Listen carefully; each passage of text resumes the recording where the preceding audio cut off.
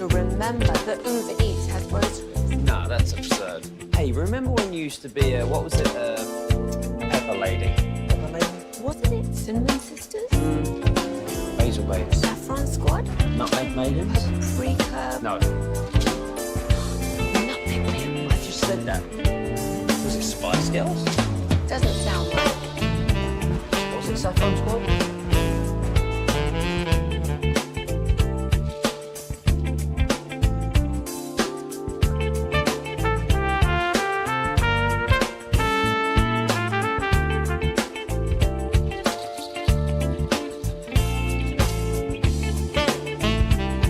Leasing Studios, it's your college football fix. Welcome to Fan University on 105.3 The Fan.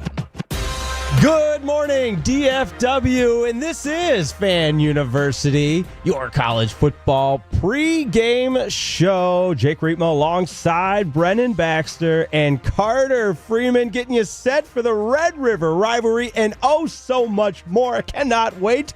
And even better than that, fellas, we are all in studio today. Jacob Ray on the ones and twos. I don't even know what to do. We're all together in the same room.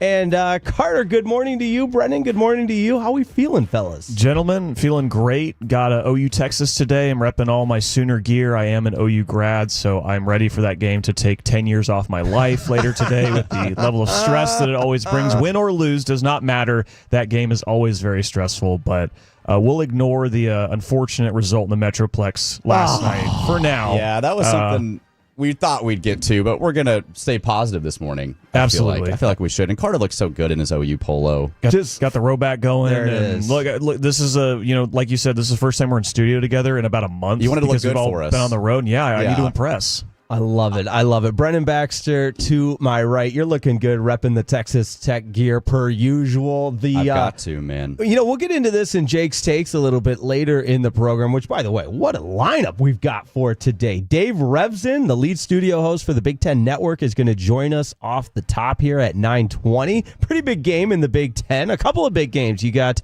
Indiana and Oregon, where College Game Day is. You've got Illinois trying to pull the upset over Ohio State. Illinois is at home. You guys know how I feel about home dogs. So we'll talk to the Rever about that. Eddie Radasevich from the Sooner Scoop will join us at 9:40. But Brennan Baxter, your Texas Tech Red Raiders launched the rebrand this week. How about that? They leveled the bevel is what they I called hadn't heard it. that yet. Which was funny because I might be dumb, but I didn't know what a bevel was. So I see really? this. No, I didn't know. Like I didn't know it was like a.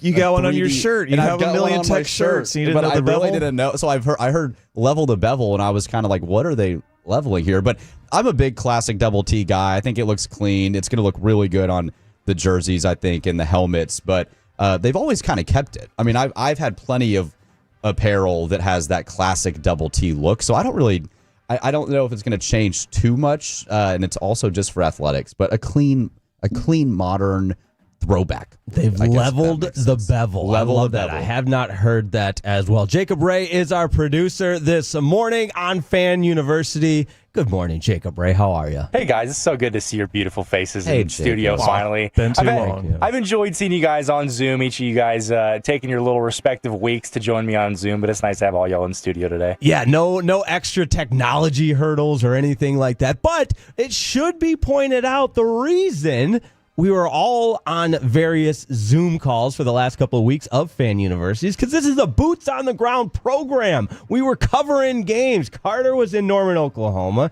Brennan, you were in Lubbock, right? Covering Texas Tech. And I was just, hanging out in the mountains covering some Big 12 football, BYU and West Virginia at Lavelle Edwards Stadiums. But today we are all in studio. But that does not mean we were not boots on the ground because Carter Freeman, you were out in Denton last night. We're not going to spend too much time on it, but if you were there as well, 877-881-1053. There are a lot of people there. First sellout in school history, the blackout.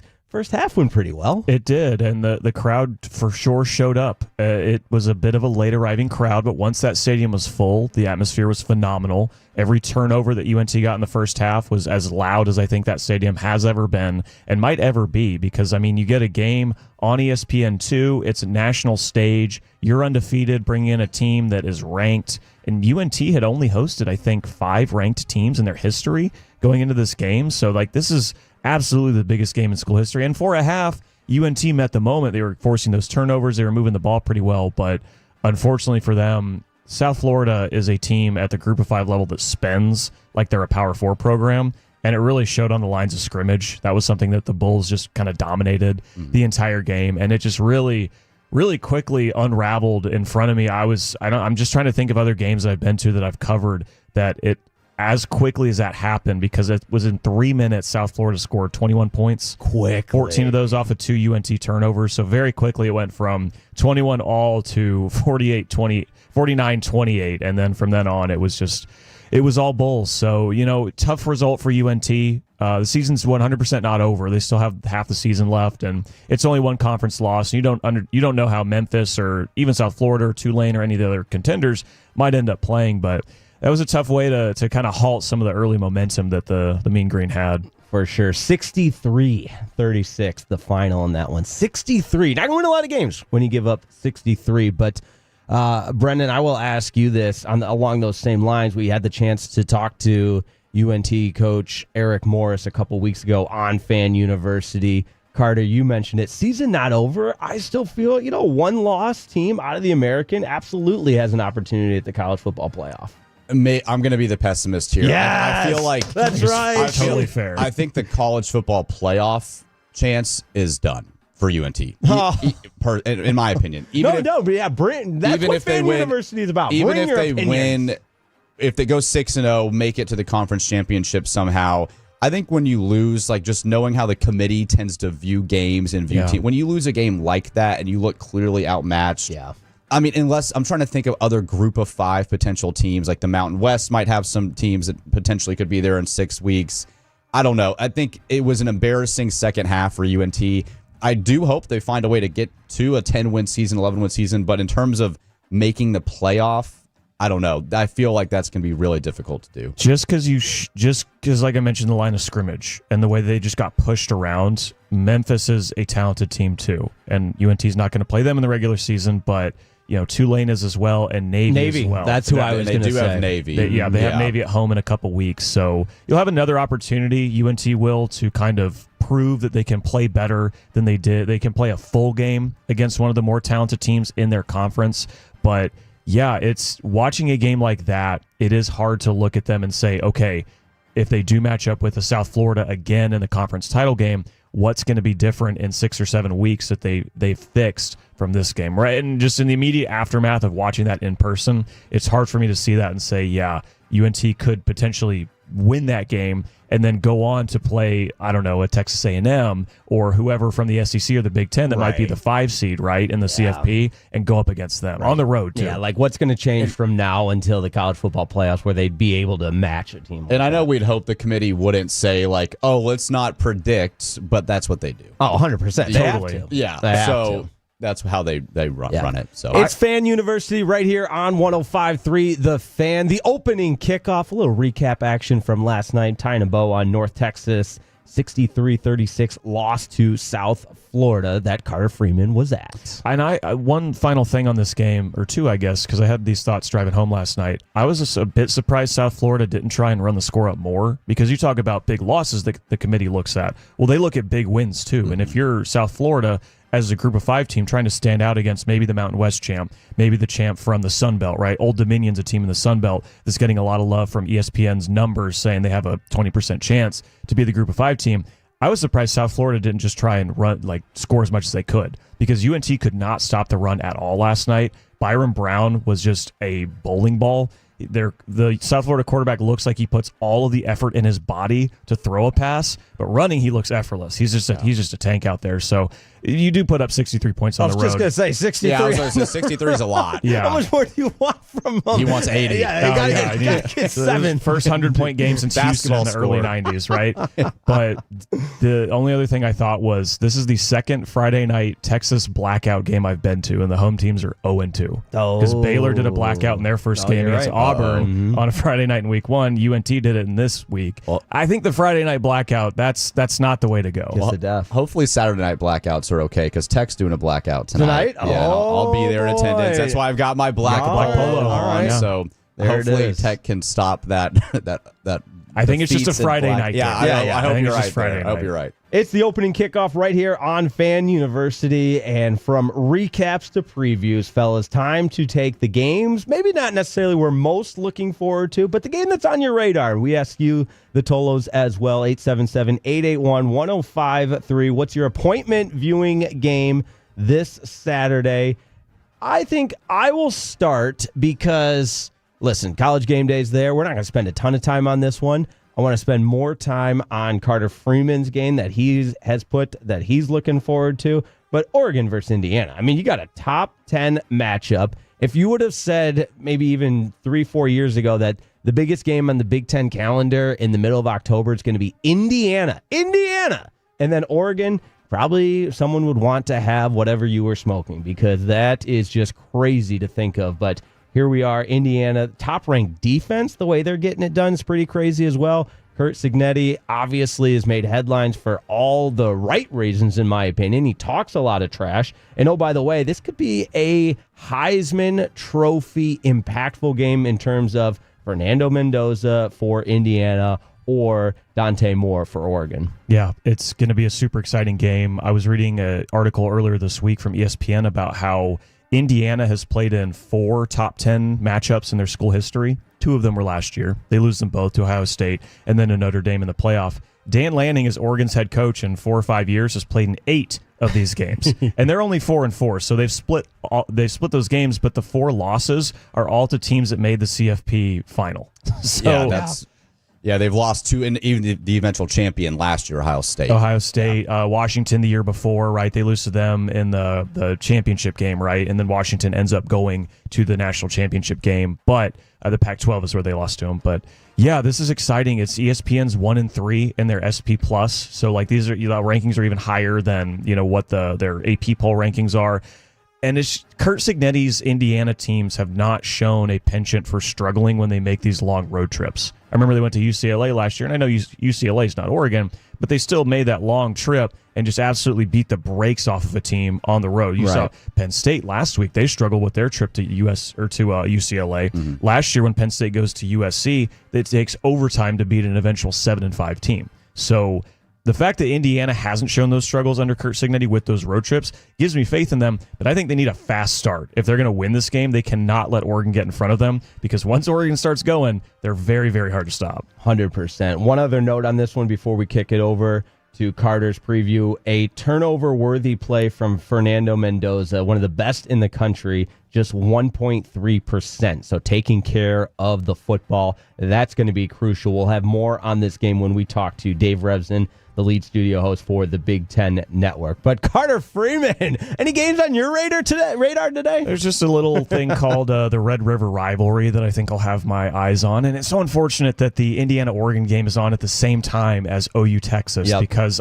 those are both games that deserve all of my attention. I can only at most split my attention, and I will most likely not be doing split my attention because OU-Texas will be on. So the 979 agrees with you here on the fan text line, 877-881-1053. They should have flexed Oregon and Indiana to the night game so it didn't compete with the Red River rivalry. I agree with you, 979. Yeah, and so that's the CBS game, and I guess CBS doesn't have a night game, right, for college football, so I guess for the Big Ten that would have had to have been maybe Fox or NBC. I don't know. We don't have to litigate the networks here, but that does have a lot of say in what game is played when. But yeah, OU Texas, I mean, we're still on John Mateer watch. The game is at 2:30, so we'll have the morning. We'll get more reports about his availability, his thumb, how he's feeling in warm-ups, and we'll keep you posted on all that. But this is all about the OU defense, man. Like this is another big test, and I know that Arch Manning and the Longhorns have struggled a lot this season, but that is still a talented roster that I feel like on any given week can figure things out and turn things on. So that's, as an OU fan, like I said earlier, this is going to take 10 years off my life. The defense hopefully is only going to make it 8 years off my life for OU instead of 10. Well, and the Texas offensive line has given us no confidence to feel like they're going to be able to stop the Oklahoma front four, because this has been a dominant defense for the Sooners, and that was expected coming in. The question was never really how's their defense going to fare. I feel like it was more what's Mateer and Arbuckle and the offense going to look like, and that's really the question today. If Mateer is able to go, do you have confidence in Hawkins though? If he ends up being the quarterback, I thought that the fact that he played in last year's game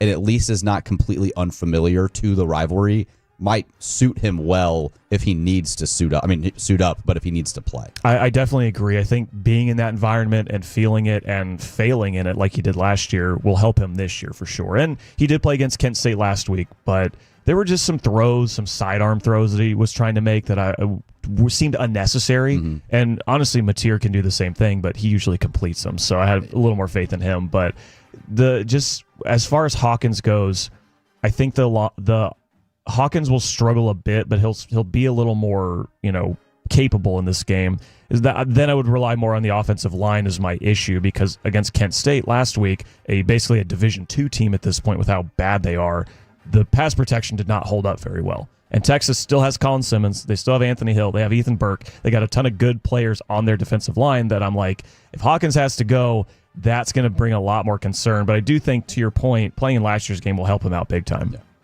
Brennan Baxter, what game's on your radar? I'm looking at Bama Mizzou here at 11 o'clock because I think it's interesting. Mizzou has won 15 straight home games. They're 5-0. Not a lot of people are talking about them, and they're ranked 14th in the country. Bama coming off a Georgia win, a Vandy win, ranked 8th, going back on the road to take on Missouri. This is a game where I think Bama's going to either show their mettle and say, hey, we are actually officially back. It'll be 3 straight ranked wins, or Mizzou's going to show we are legit. So I think in the SEC, we're going to get a lot of answers at this game. I'm excited to see Ty Simpson again. I think he's probably, in my opinion, the best quarterback in the country. He's been playing like it. He looks like it. So I'm really excited to see how Bama plays. Does the offense continue to get more comfortable under Ty Simpson, or do they have another type of game where they had last year where they could not push through and show they actually belong in the top of the SEC? Really interested in that game. And obviously interested for your wife, a Bama grad, to make sure that her mental state is in a good situation. Point. Yeah, that's the real reason, right? Thankfully, I'm not. If Bama does drop this game, thankfully I'll be out in West Texas away from home, because you don't want to be around. Yeah, you don't want to deal with that. The first week of the year, it was bad. I love it. Well, Kalen DeBoer is wearing the black hoodie of death this week. Have you guys seen about that? I followed that a little bit. Yeah. So for those who don't know, Kalen DeBoer, when he wears a black hoodie at Alabama on the sidelines, I don't know if they're undefeated, but they win pretty much every game that he wears that black hoodie. In week 1 against Florida State, he did not wear it. Guess what happened? They lost. You know, it's funny. That's he brings simple. up DeBoer's dress code during games, because all these Alabama fans were so used to Saban wearing a nice polo and tucking it. And then DeBoer shows up in a hat and a hoodie, and they're like, what is going on? That's on this why side? they're losing games. It's because of DeBoer's outfit. So No doubt. We'll All right. see. Opening kickoff, Fan University. Jacob Ray, the producer of Fan University. What game is on your radar, my friend? See, I took a look into the Big 12 because I figured nobody else was going to cover it. And I'm looking at Arizona and BYU. BYU's heading into Tempe, ranked number 18th in the country. And I think BYU is probably Tech's biggest, rival or threat in the Big 12 as of right now. BYU's coming in with the number 6 scoring defense, and Arizona's got a sneaky number 14 scoring defense. So I don't think it's going to be a defensive battle tonight, but it absolutely could be. And I'm going to be doing some preemptive scouting as BYU comes to Lubbock here in a couple weeks. I love it. Jacob Ray with the little Big 12 action. And I agree, man. That BYU team is talented. I'm impressed with their wide receivers, Chase Roberts and Parker Kingston. When I got a chance to see them, they were deadly on the edge. And Bear Bachmeyer, you guys know how I feel about wearing number 47 as a quarterback, though, so I'm not all in on BYU for that reason. But hey, Fan University is off and running on a Saturday morning. We will preview Oregon versus Indiana with the lead studio host of the Big Ten Network, Dave Revson. Don't go anywhere. That's next on 105.3 The Fan.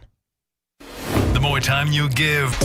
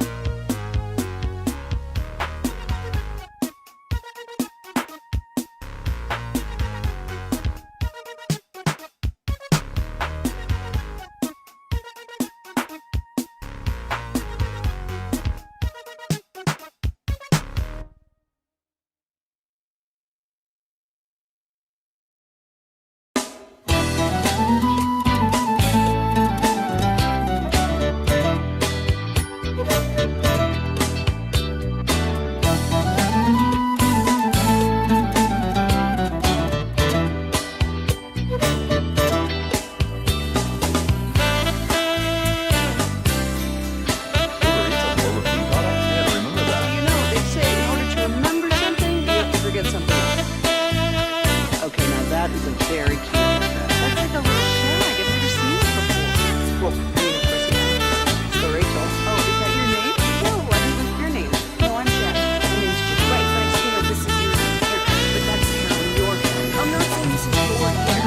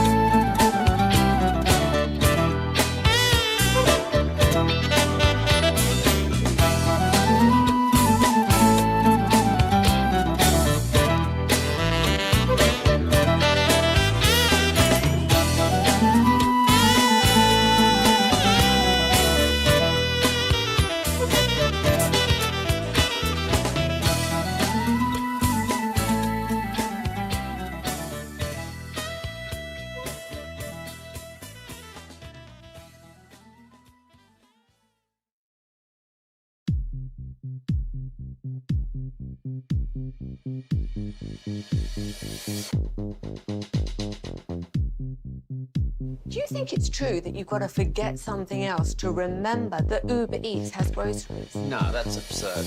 Hey, remember when you used to be what was it, Pepper Lady? Pepper Lady? Wasn't it Cinnamon Sisters? Basil Babes. Saffron Squad? Nutmeg Maidens? Paprika? No, Nutmeg Maidens? I just said that. Was it Spice Girls? Doesn't sound right. Was it Saffron Squad?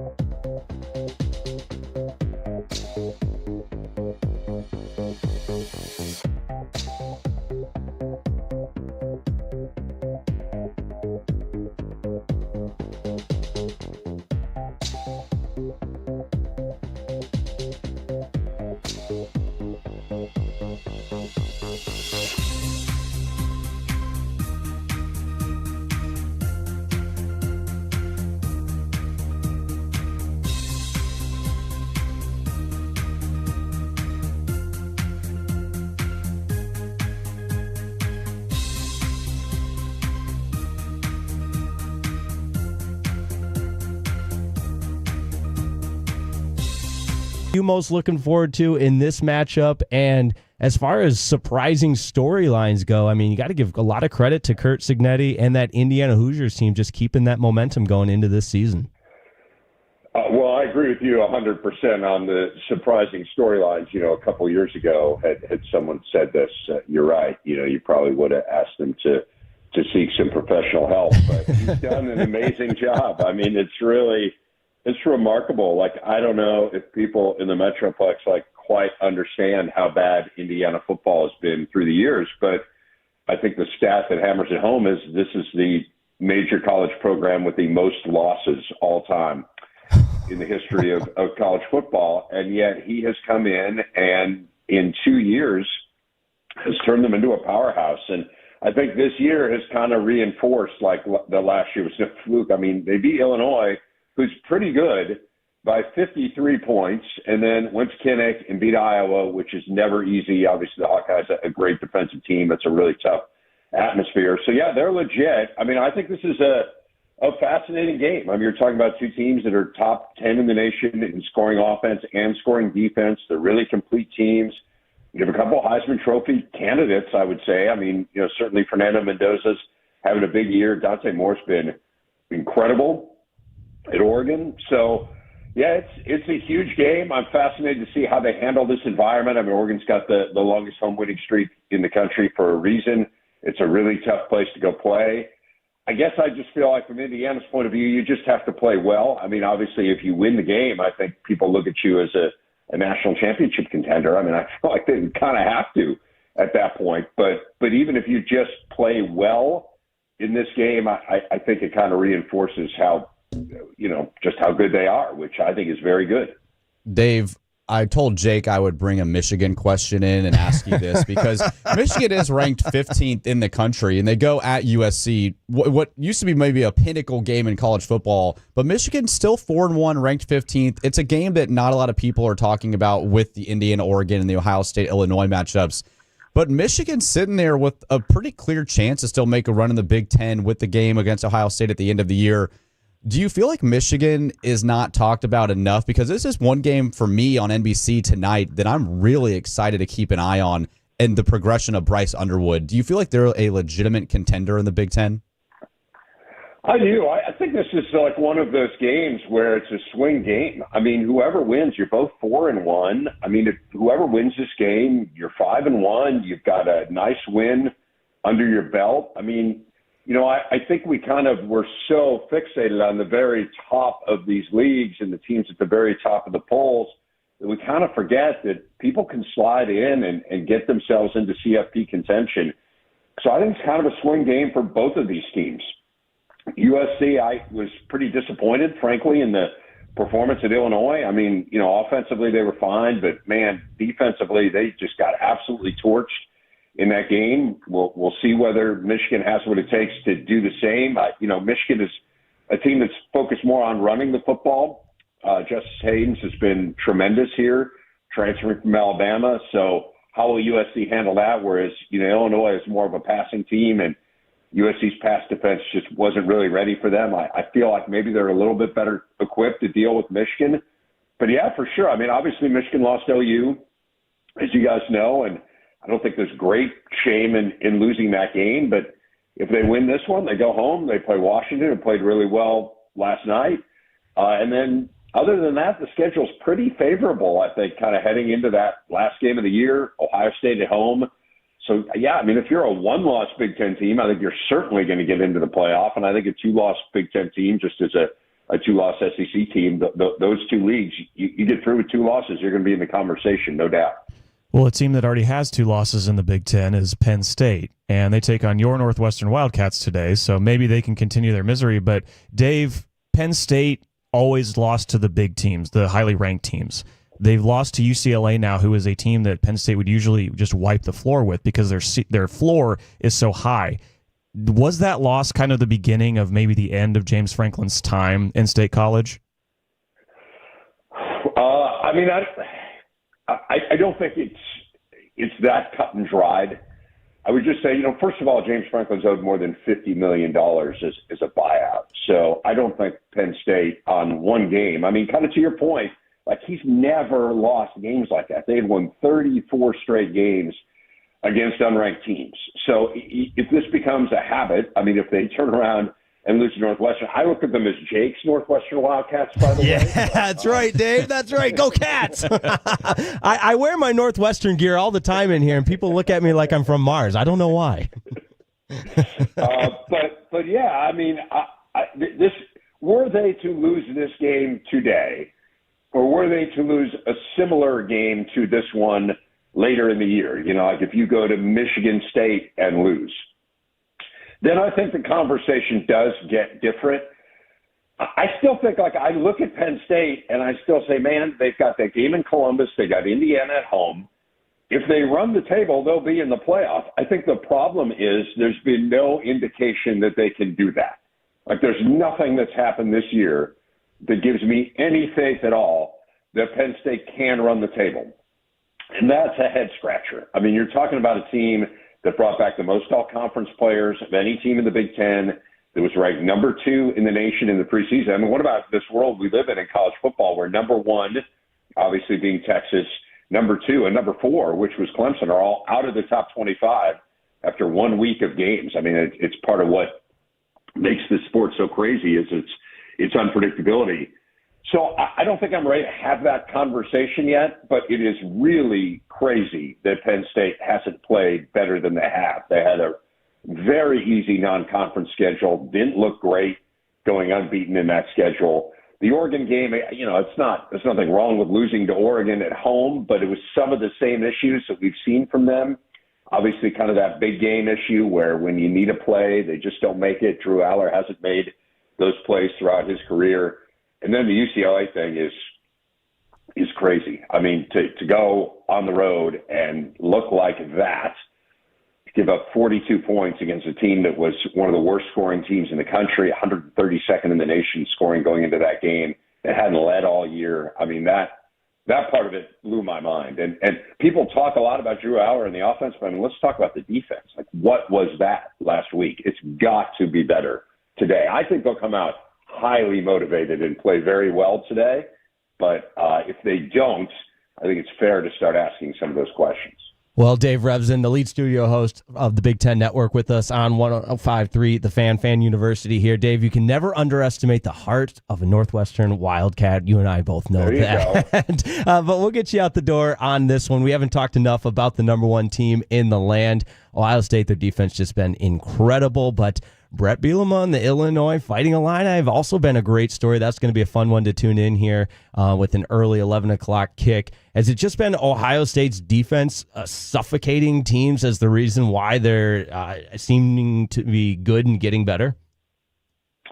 Their defense is crazy good, Jake. I mean, they've yet to allow a touchdown run. The only team in the country. They've given up 25 points in 5 games. Opponents have been in the red zone 8 times and have scored 0 touchdowns in those 8 trips. And of course, that was what made them great last year. So they were a great red zone defense as well. I mean, what's crazy is it's Matt Patricia now, right? I mean, Jim Knowles got paid $3 million to go be the defensive coordinator at Penn State, turns around and gives up 42 to UCLA.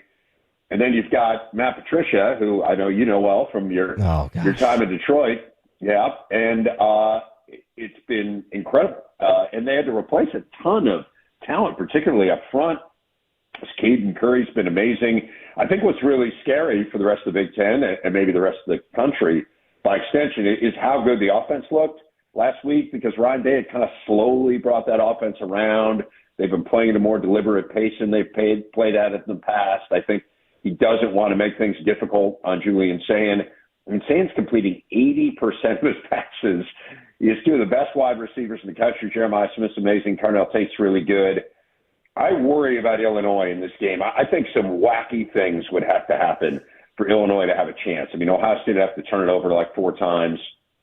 Illinois would have to do really well in special teams, like something like that, because Illinois is not a great defensive team. Brett's done an amazing job, and I do think they're good. But, you know, like Purdue went over 450 yards on them. They have the worst total defense and scoring defense in the Big Ten in their games against power conference teams. I just think with the way Ohio State's playing offensively, I would be worried about that. I think Luke Altmaier's very good. I think they'll move the ball. Their offensive line hasn't been great. Like, again, I think it's going to have to be a weird game for Illinois to have a chance to win it. For sure. Dave, this has been awesome, man. We so appreciate you hopping on Fan University. We know your Saturday is so busy. You got a ton of stuff going on at the Big Ten Network, but we appreciate you spending a couple minutes with us on Fan University. My pleasure. Thanks, Jake. Thanks, Carter. Thanks, Brendan. Take care, guys. There he goes. Dave Revson, Big Ten Network lead studio host, and a very good friend and mentor of mine. I love what he had to say about all the different teams, but I didn't realize just how good Ohio State's defense has been. 5 points a game.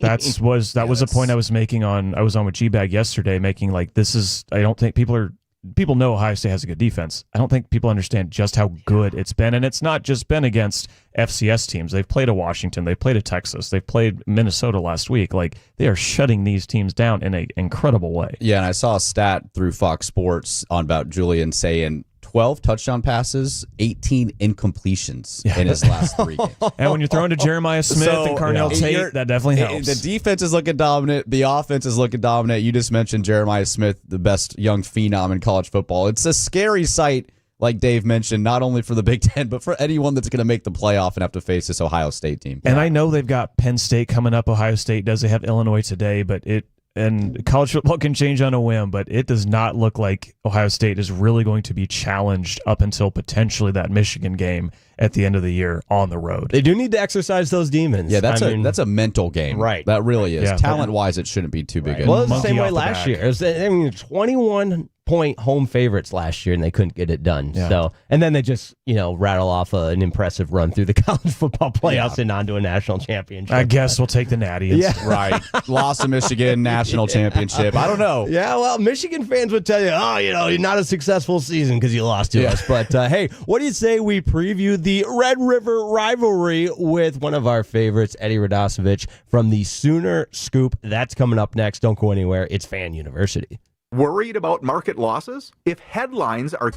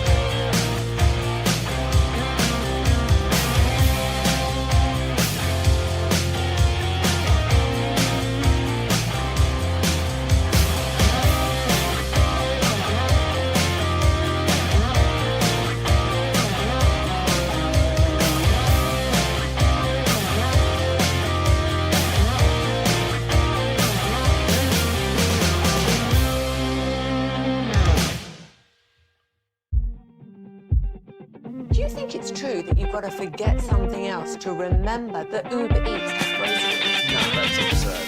Hey, remember when you used to be what was it, Pepper Lady? Pepper Lady? Wasn't it Cinnamon Sisters? Basil Baby. Saffron Squad? Nutmeg Maidens? Paprika? No, Nutmeg Maiden? I just said that. Was it Spice Girls? Doesn't sound right. Was it Saffron Squad?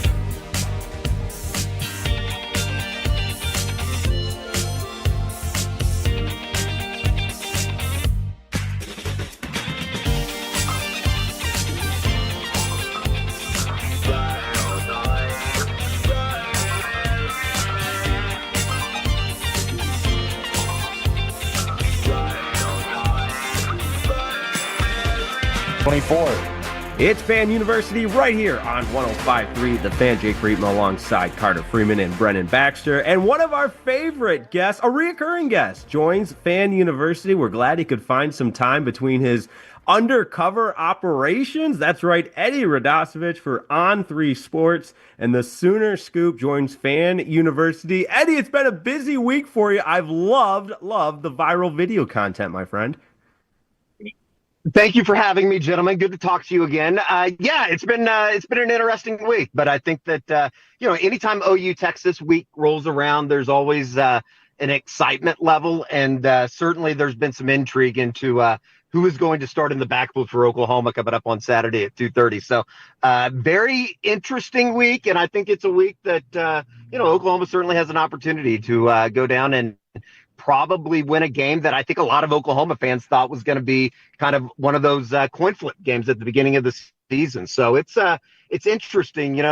We talked before the Michigan game, and there were so many questions of Oklahoma getting through the month of September 5-0, and they checked that box. And I think that now they walk in with one of the better defenses in the country, and kind of some hopes that they can, I guess, in a way, really kind of put the water out on Texas's season. So very excited for the things to come at the Cotton Bowl on Saturday afternoon.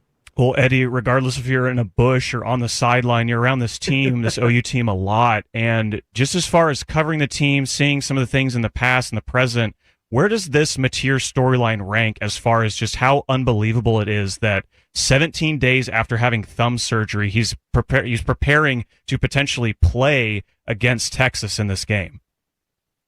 Yeah, it's kind of ridiculous. I mean, I think that when you go back to 2 weeks ago, or I guess a week and a half ago when he was having the surgery, I think that realistically you were looking at maybe October 25th, Oklahoma's home date against Ole Miss. I thought he was probably, I think, from a conservative route of rehabilitation and everything that goes into post surgery.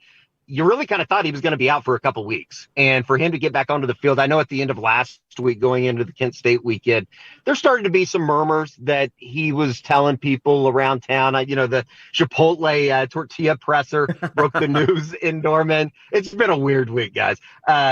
He told people that he was going to play or he wanted to play. And you just didn't know what the realistic idea of that was going to be, because I think there was a lot of concern about him gripping the football. And I think that, over the last couple of days, it certainly came together. I think that a lot of people that cover the team thought it was going to be, all right, who's going to run out there on Saturday? And that's when everybody's going to find out. But with him getting upgraded on Thursday to probable, I think that certainly opens the window for a more realistic return. And yeah, I mean, I think from just a storyline standpoint of a guy that, obviously had a kind of a strange injury, had to fly to Los Angeles for surgery. It's right up there in terms of if he's able to go out, be, competitive, lead Oklahoma to a victory. I think it's kind of one of those all-time stories. I've been kind of explaining it on the podcast and on radio this week. It wouldn't be like Baker God tier level, but I think it would certainly start momentum towards getting to that status, because if Oklahoma's able to get out of there on Saturday with a win, all of a sudden you're 6-0. And I think the conversation around getting to the college football playoff, the conversation of really competing to get to Atlanta for the SEC championship game and beyond, starts really becoming kind of a little bit of a reality at the midway point of the season. So it's kind of storybook. They're going to obviously have to go out there and do it. And I do think Texas is going to play better than what we saw a week ago down in Gainesville. Eddie, you mentioned Oklahoma coming in 5-0. A lot of people coming into the year were talking about Texas being the team that would be 5-0, and OU might be coming in 3-2 with Michigan on the schedule. And the script is flipped going into the Red River rivalry, which has been awesome to see in the excitement around OU. So if OU does come out with a win, even if Mateer is not able to go at 100%, but is able to play, or even if Hawkins has to come in, the confidence level, I'm sure, around the university, around the fan base, is just going to skyrocket, even with a not so good Texas compared to what we thought they would be coming in. I just can't imagine what the vibes will be like around Oklahoma after Red River if they win the game. Can you tell us how much more confidence this fan base and this team will have if you're able to pull out a victory on Saturday? Yeah, it's kind of fascinating because I think for so long, Oklahoma fans have been conditioned to going into games, and especially, in 16, 17, 18, 19, when they were making runs through the college football playoff, you were so conditioned to, all right, they're going to score 40 points. Can you hold the team under, 38 and just get out of there, sneak out of there with a victory? And I think like the fan base has had to go through a little bit of a mentality shift with a defense now that has one of the best defensive lines in the country, that you kind of bank on the idea that you can just go beat teams down defensively. And I think that's kind of been some getting used to for the Oklahoma fan base.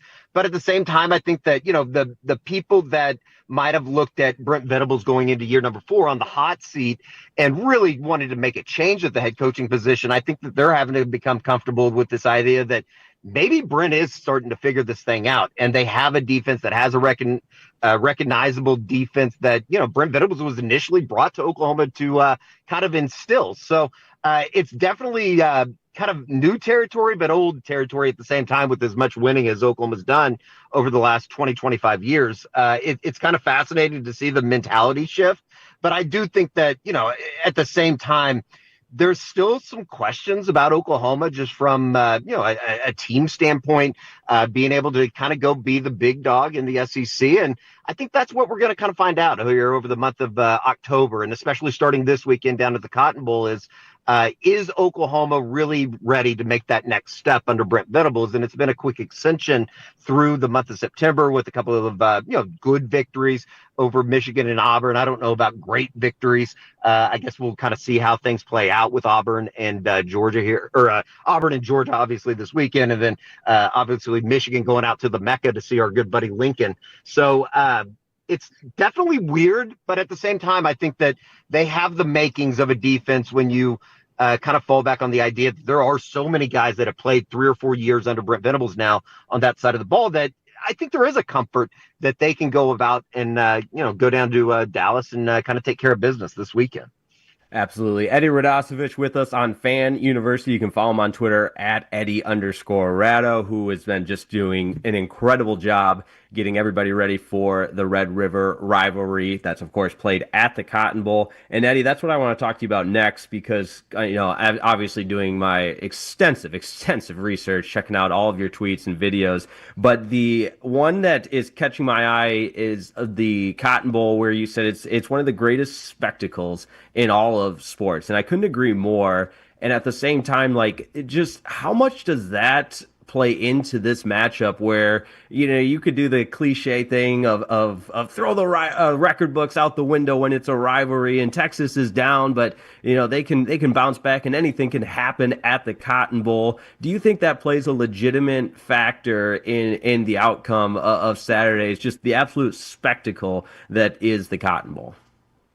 It is the one weekend a year, I think, from just a media standpoint, that you kind of stop and you look around right before kickoff and those 15 to 20 minutes before kickoff when the place is packed, the bands are out on the field. That, I don't know, it's just one of those truly memorable stages. And I think that anybody that has ever been a part of the OU-Texas rivalry on either side, whether it be in the north end zone with Texas fans or in the south end zone with Oklahoma fans, there's just so much uniqueness about it.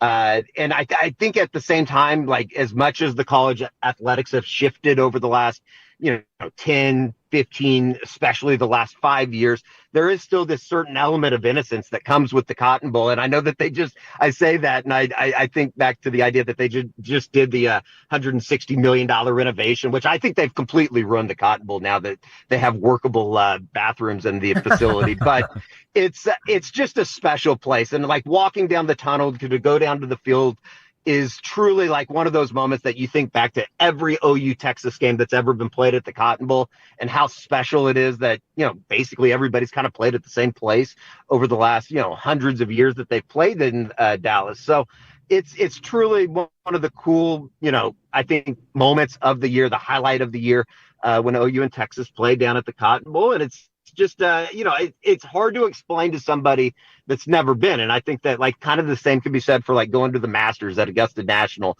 You can't really like explain it to people unless they've been and kind of understand just that feeling that you get when you walk onto the state fairgrounds in the second weekend of October. It's definitely special stuff, Eddie. Having gone to OU and been around that game forever, it is something that I would encourage any listener to go check out. Now, as far as the game goes, I know you mentioned OU kind of trying to meet expectations, handle success that they've had so far. Well, this Texas team, they may have 2 losses, but I still view their defensive front as excellent, and they still have players, Colin Simmons, Anthony Hill, Muhammad in the secondary.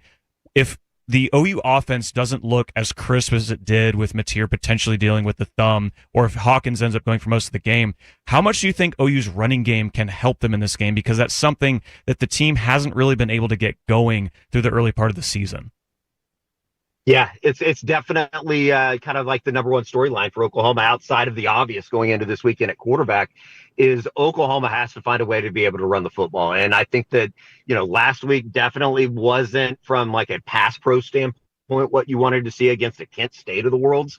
But at the same time, I think that this is an offensive line. They've identified their 5. They're starting to get healthier up front. Michael Fasusi, Jake Michaela, Fabechi Wiwu had some ankle injuries that they've kind of been nursing coming out of that Temple week in week 3. So, there's really no excuse. And I think that the one thing that Oklahoma fans certainly are pointing to is coming out of the Kent State game, you finally saw Jaden Knott just a little bit more than he had, which is basically nil. Going into last week. And I think that they're going to continue to try to get him involved in the offense.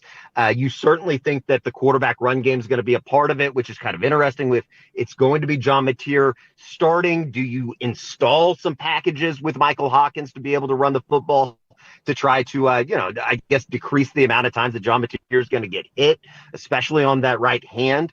That's going to be fascinating. And I think that's kind of like the bigger, like macro game storyline matchup just in terms of like what's Ben Arbuckle do? He's still a 29-year-old offensive coordinator, and although Oklahoma's been better offensively from what they had or from what they were a year ago, which was awful, it's going to be fascinating to see what he does against Texas defensively, because you're right, like the defensive line for Texas, they're kind of in that same conversation, albeit it wasn't very good last week against Florida, with the Oklahomas, with the Miamis of the world that have difference makers on the defensive line. So, it's hard to think that we run into another Red River shootout where the game total is like 42.5 on Saturday. It's usually been 42 at halftime for a lot of these games over the last, 10, 15 years. So very interested to see what Oklahoma does from an offensive line standpoint this week, because even moving forward with the gauntlet that is the rest of Oklahoma's SEC schedule, they're going to have to find ways to run the football if they want to really truly get to what they want to be as a team. Eddie Radasevich from On3 Sports and Sooner Scoop on Fan University. Eddie, this has been awesome. Thank you so much, man. We appreciate it. And real quick, the last thing, are you credentialed for this game? You don't have to break in the way you had to go undercover at the Sooners practice facility. Are you getting into the game okay without having to go undercover? I am getting into the game okay. I will be down in the field in my regular position for the 121st playing of the Cotton Bowl. Going to stop by DW's on the way down. And, the best thing about the Cotton Bowl, we'll see what the security looks like.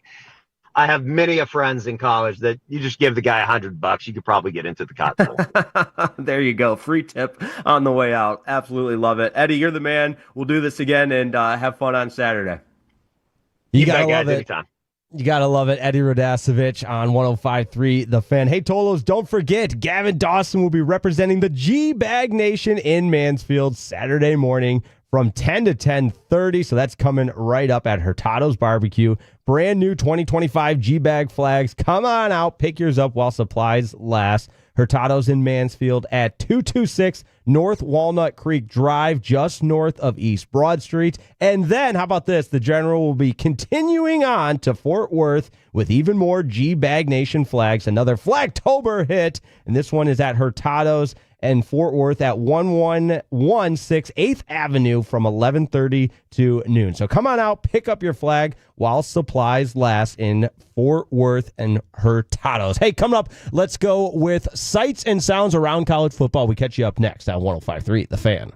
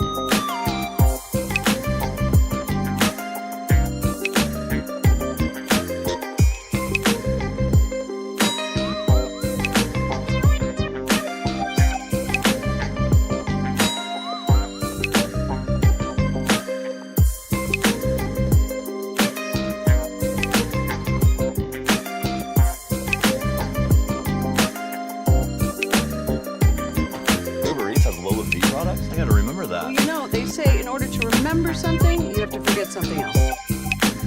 Okay, now that is a very cute haircut. That's like a little shag. I've never seen it before. Well, I mean, of course you have. It's the Rachel. Oh, is that your name? No, I mean like your name. No, I'm Jen. My name's Jen. Right, but I just mean like this is your haircut. But that's hair on your head. I'm not saying this is your hair. Okay.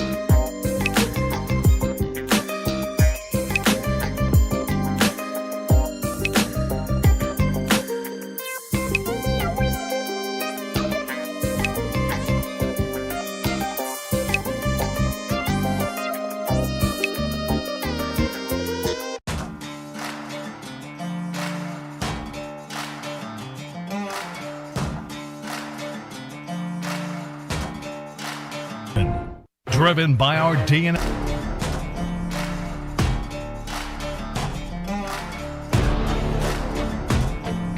.53 The Fan.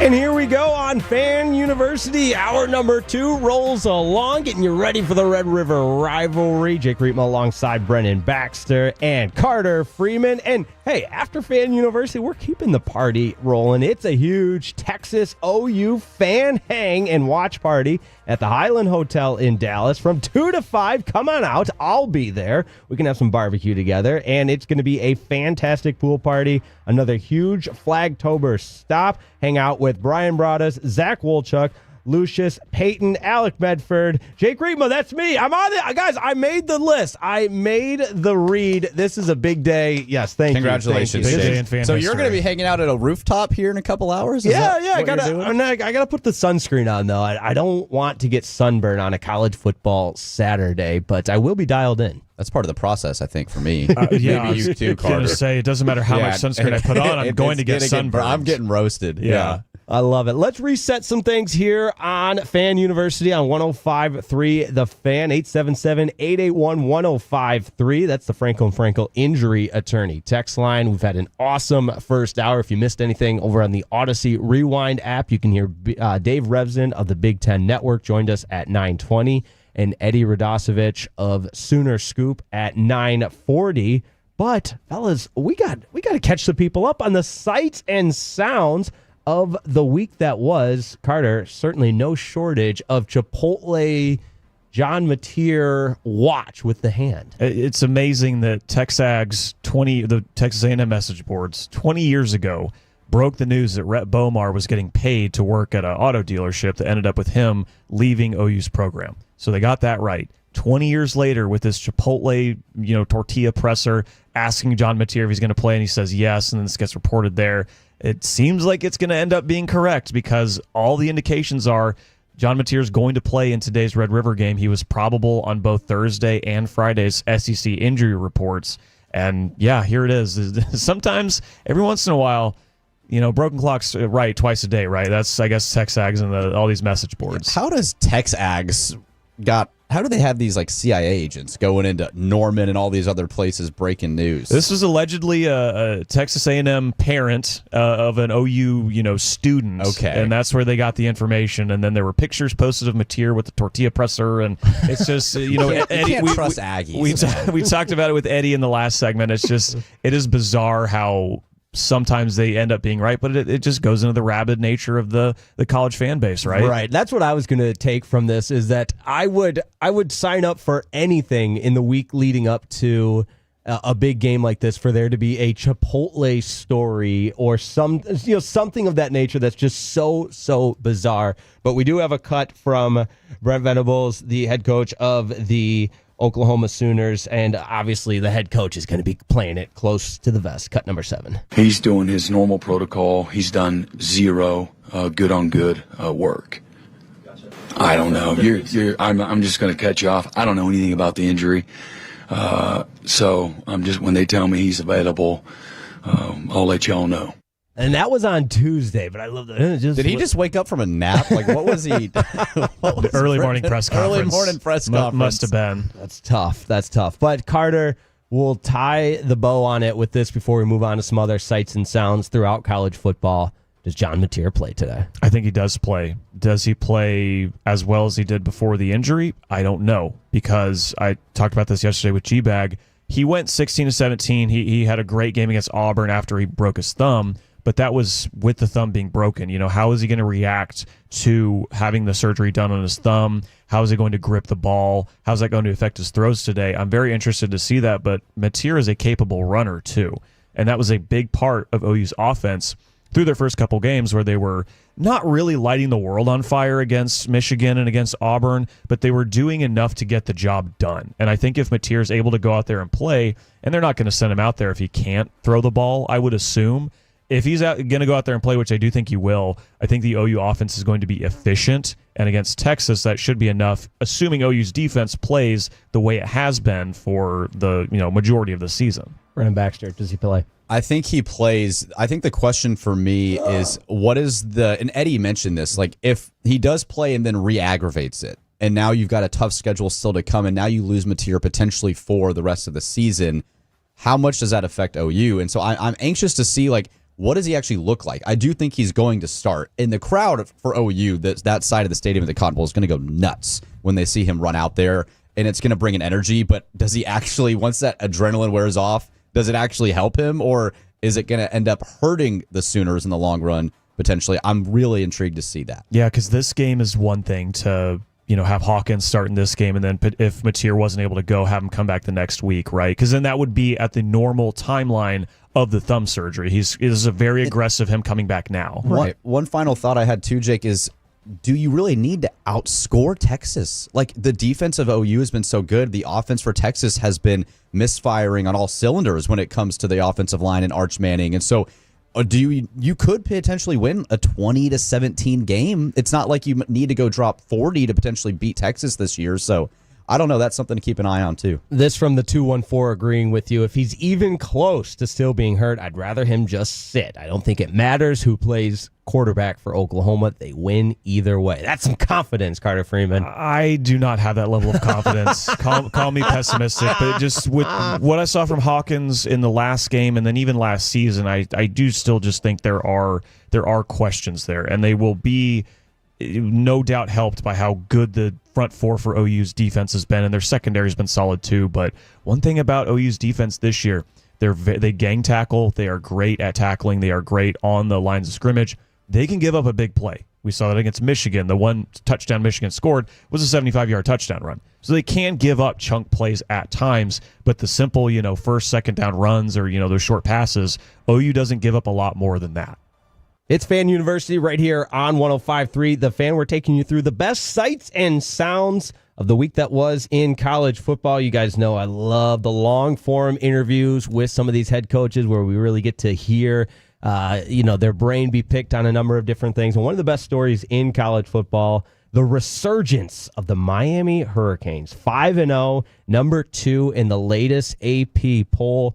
And their head coach, Mario Cristobal, who left Oregon, left a really good situation to go back to his alma mater where he played, the school that means so much to him. And he was on the hit sports podcast, Pardon My Take, where, of course, the boys were going to ask him about why he took that job. And I think his answer was incredible. This is cut number 1, Mario Cristobal, head coach of the Miami Hurricanes, why he took the job. We never, I've thrown that Miami's back thing, I've thrown that out from everything, the term itself. We don't talk like that around. And I'll tell you why. It's like, look, my time here as a player, I mean, uncomparable. It's a time and a place that I don't think will ever be duplicated.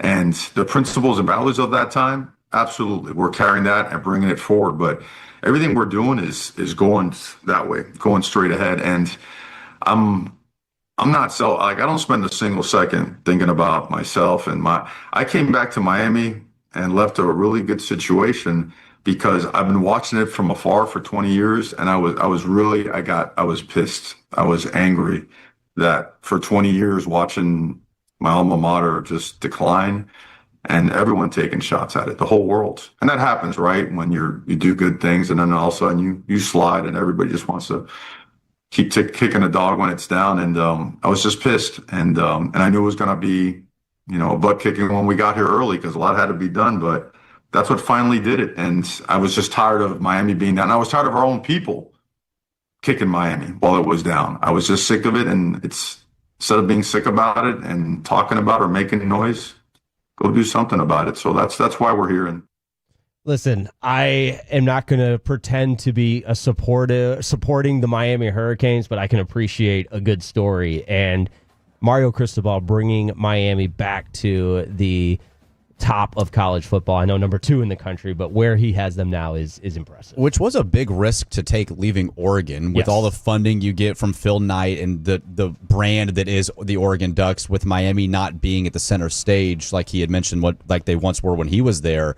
So he took a risk on that, too, to try to rebuild the Miami brand. And it's looking good after last year. I know they fell a little bit short of their goal, but then now back this year in the top 5. it looks like it's paying off for him, and I think that's a good story to see a guy go with the love and passion for university and then go change the culture and bring him back to relevance. And to do it in his own way, like he's saying, like we just move forward. We're not trying to be the U like we were 25 years ago. You saw that whenever he started at Miami in 2022, they retired the turnover chain, which was this big fun thing, but it just turned into you just kind of a laughing stock when Miami was losing a lot of games before him, and anytime they get a turnover and they're down 40 points, celebrating with the chain, right? Like there was a bit of a sense of entitlement, I think, to that with what Miami was, and that was trying to bring it back. Cristobal's doing it in his own image, and yes, the way he's built the team has been phenomenal. You see the buy-in from the university, too, with them putting money into the program, into facilities, into players, into pretty much everything, right? And it's totally come to fruition in a way that I didn't think it would this year, given how poor their defense was last year. They've really impressed me. And just think, South Florida blew out UNT last night, right? They're the clear group of 5 leader to make the CFP. Who blew out South Florida earlier this year in their only loss? That was Miami. So you've seen what South Florida's done to pretty much everybody else, and then beating Florida on the road, and then they get mollywopped. One of my favorite words to use now. Love mollywops. USF We gets made an hour and mollywopped 13 by minutes. Miami. I said it yesterday with G-Bag, too. I think that's going to be my word from now on. I love It's going to be my I played D2 football. Yeah. We haven't brought that up yet. Okay, so you've got a word. We'll need to get me a word. We'll figure one out We'll for you. let it happen. Yeah. We'll let it happen organically. But one of the best trash talkers in all of college football, the head coach for the Indiana Hoosiers, Curt Cignetti. But this next cut, a little too vanilla for me. I mean, Cignetti, the head coach of the Hoosiers, getting ready to face the Oregon Ducks. I was all ready to go for and dialed into his press conference, expecting to hear the excitement and some trash talking, but instead, this is what we got, a very vanilla Curt Cignetti, cut number Probably 30. one of the most impressive young coaching phenoms to come around in a while, I would say. Haven't been in this game for a little bit. They're a great football team. Looking forward to the challenge, confidence in our team. I mean, come on, Sig, give us something. You know why he's doing that, Jay, because he knows he's not going to win.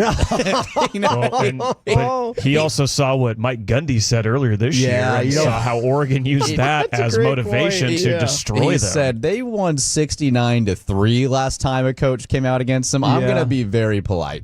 Yeah, he was, and he had a lot of respect for Dan Lanning, and I'm very curious what he's saying behind closed doors. And our guy, Joey McGuire, was really candid with us last week on Fan University that, Mike Gundy said it publicly a couple weeks back, but everybody is talking like that and using it against Texas Tech. And so for Cignetti to kind of take this very mild, vanilla approach, I was surprised. It's unlike him. You're right. Any other coach, like Venables, I wouldn't be shocked at all, or anybody else, but Cignetti likes to kind of stir the pot. But that's also, I think, when you know you're going on the road against the number 3 team in the country who just beat Penn State on the road, and you're like, all right, there's no reason to give these guys any bulletin board material. I'm going to play it safe. Yeah, how much do you want to continue to be yourself no matter who you're playing versus, see the moment and see, okay, I cannot let... Because Indiana hasn't won a big game like this, since That's a they've good gotten point. big, right? Like, I think they need to get over that hump, win a top 10 game, right? And then they can start talking a little more smack going into potentially playing a Penn State or a Ohio State maybe later in the season. I guarantee you, if Indiana's up at half, though, you'll get a Cignetti soundbite coming in. You'll Walking be like, in the all right, locker room. boys, and we'll get it next week. Yeah, let's bookmark the Curt Cignetti audio for next week and see what happens if we can get some shots taken. We got time for one more because he's going up against Dan Lanning, who we had our top 5 coaches last week on the top 5 segment, which we'll do a top 5 segment again today. I think we collectively all had him number 1 or number 2. Number 1 or 2. Yeah, you had him too. Okay, but I love his take on extreme ownership and an approach that he takes with his team in the self-evaluation component of it all. Here's Dan Lanning. Sometimes it's hard to say something to somebody's face, but for whatever reason, our guys can be really honest when they write down all their thoughts post-game. They can tell you exactly where they're at mentally, what do they have to improve. And some guys still got opportunities for growth, but now I get a chance to go read through it and say, hey man, I need some more detail. Self-awareness is something I'm really, really big on. If you can identify a problem within yourself before a coach tells you, before somebody on Twitter tells you, before you see it or hear it from someone else, then you've got a better chance of solving that problem, really attacking it. So we want those guys to do really self-awareness and evaluation of themselves before we ever tell them what they did well or didn't do well in the game, so we can see how much do they really know about their performance, how much do they really know about where they're at. I think the better we get at that as coaches, the better we get at that as players, we're going to have a really strong team because of it. I love it. It's unique, but self-evaluation, guys, taking a look at their own performance and not necessarily criticizing themselves, but where they could improve, because it's easier to do that from a self-reflection standpoint.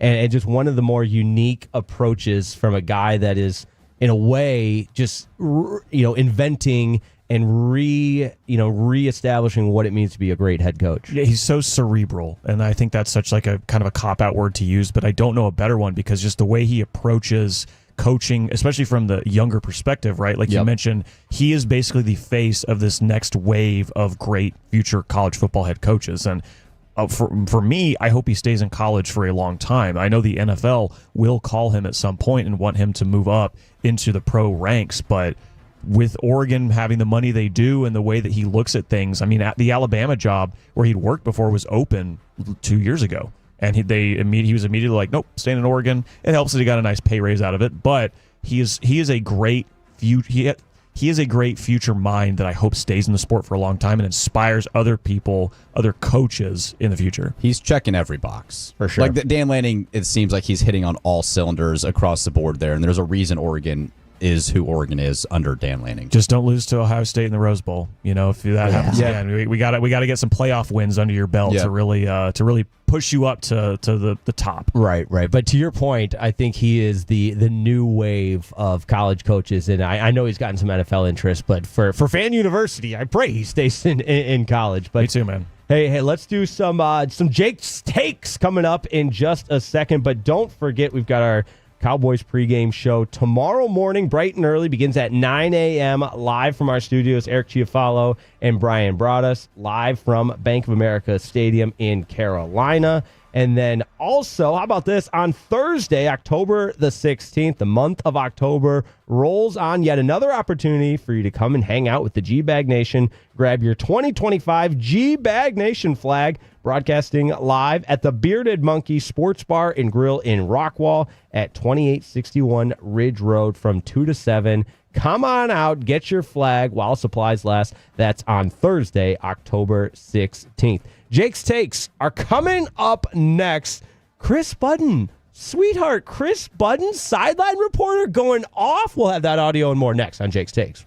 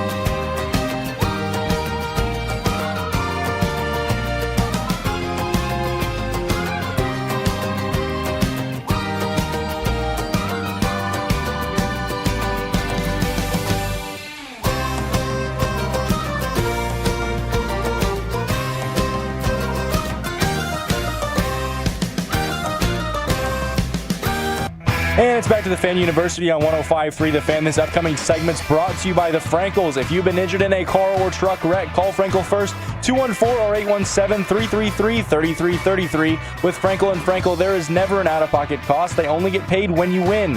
Frankel and Frankel, the go-to car and truck wreck attorneys in Dallas.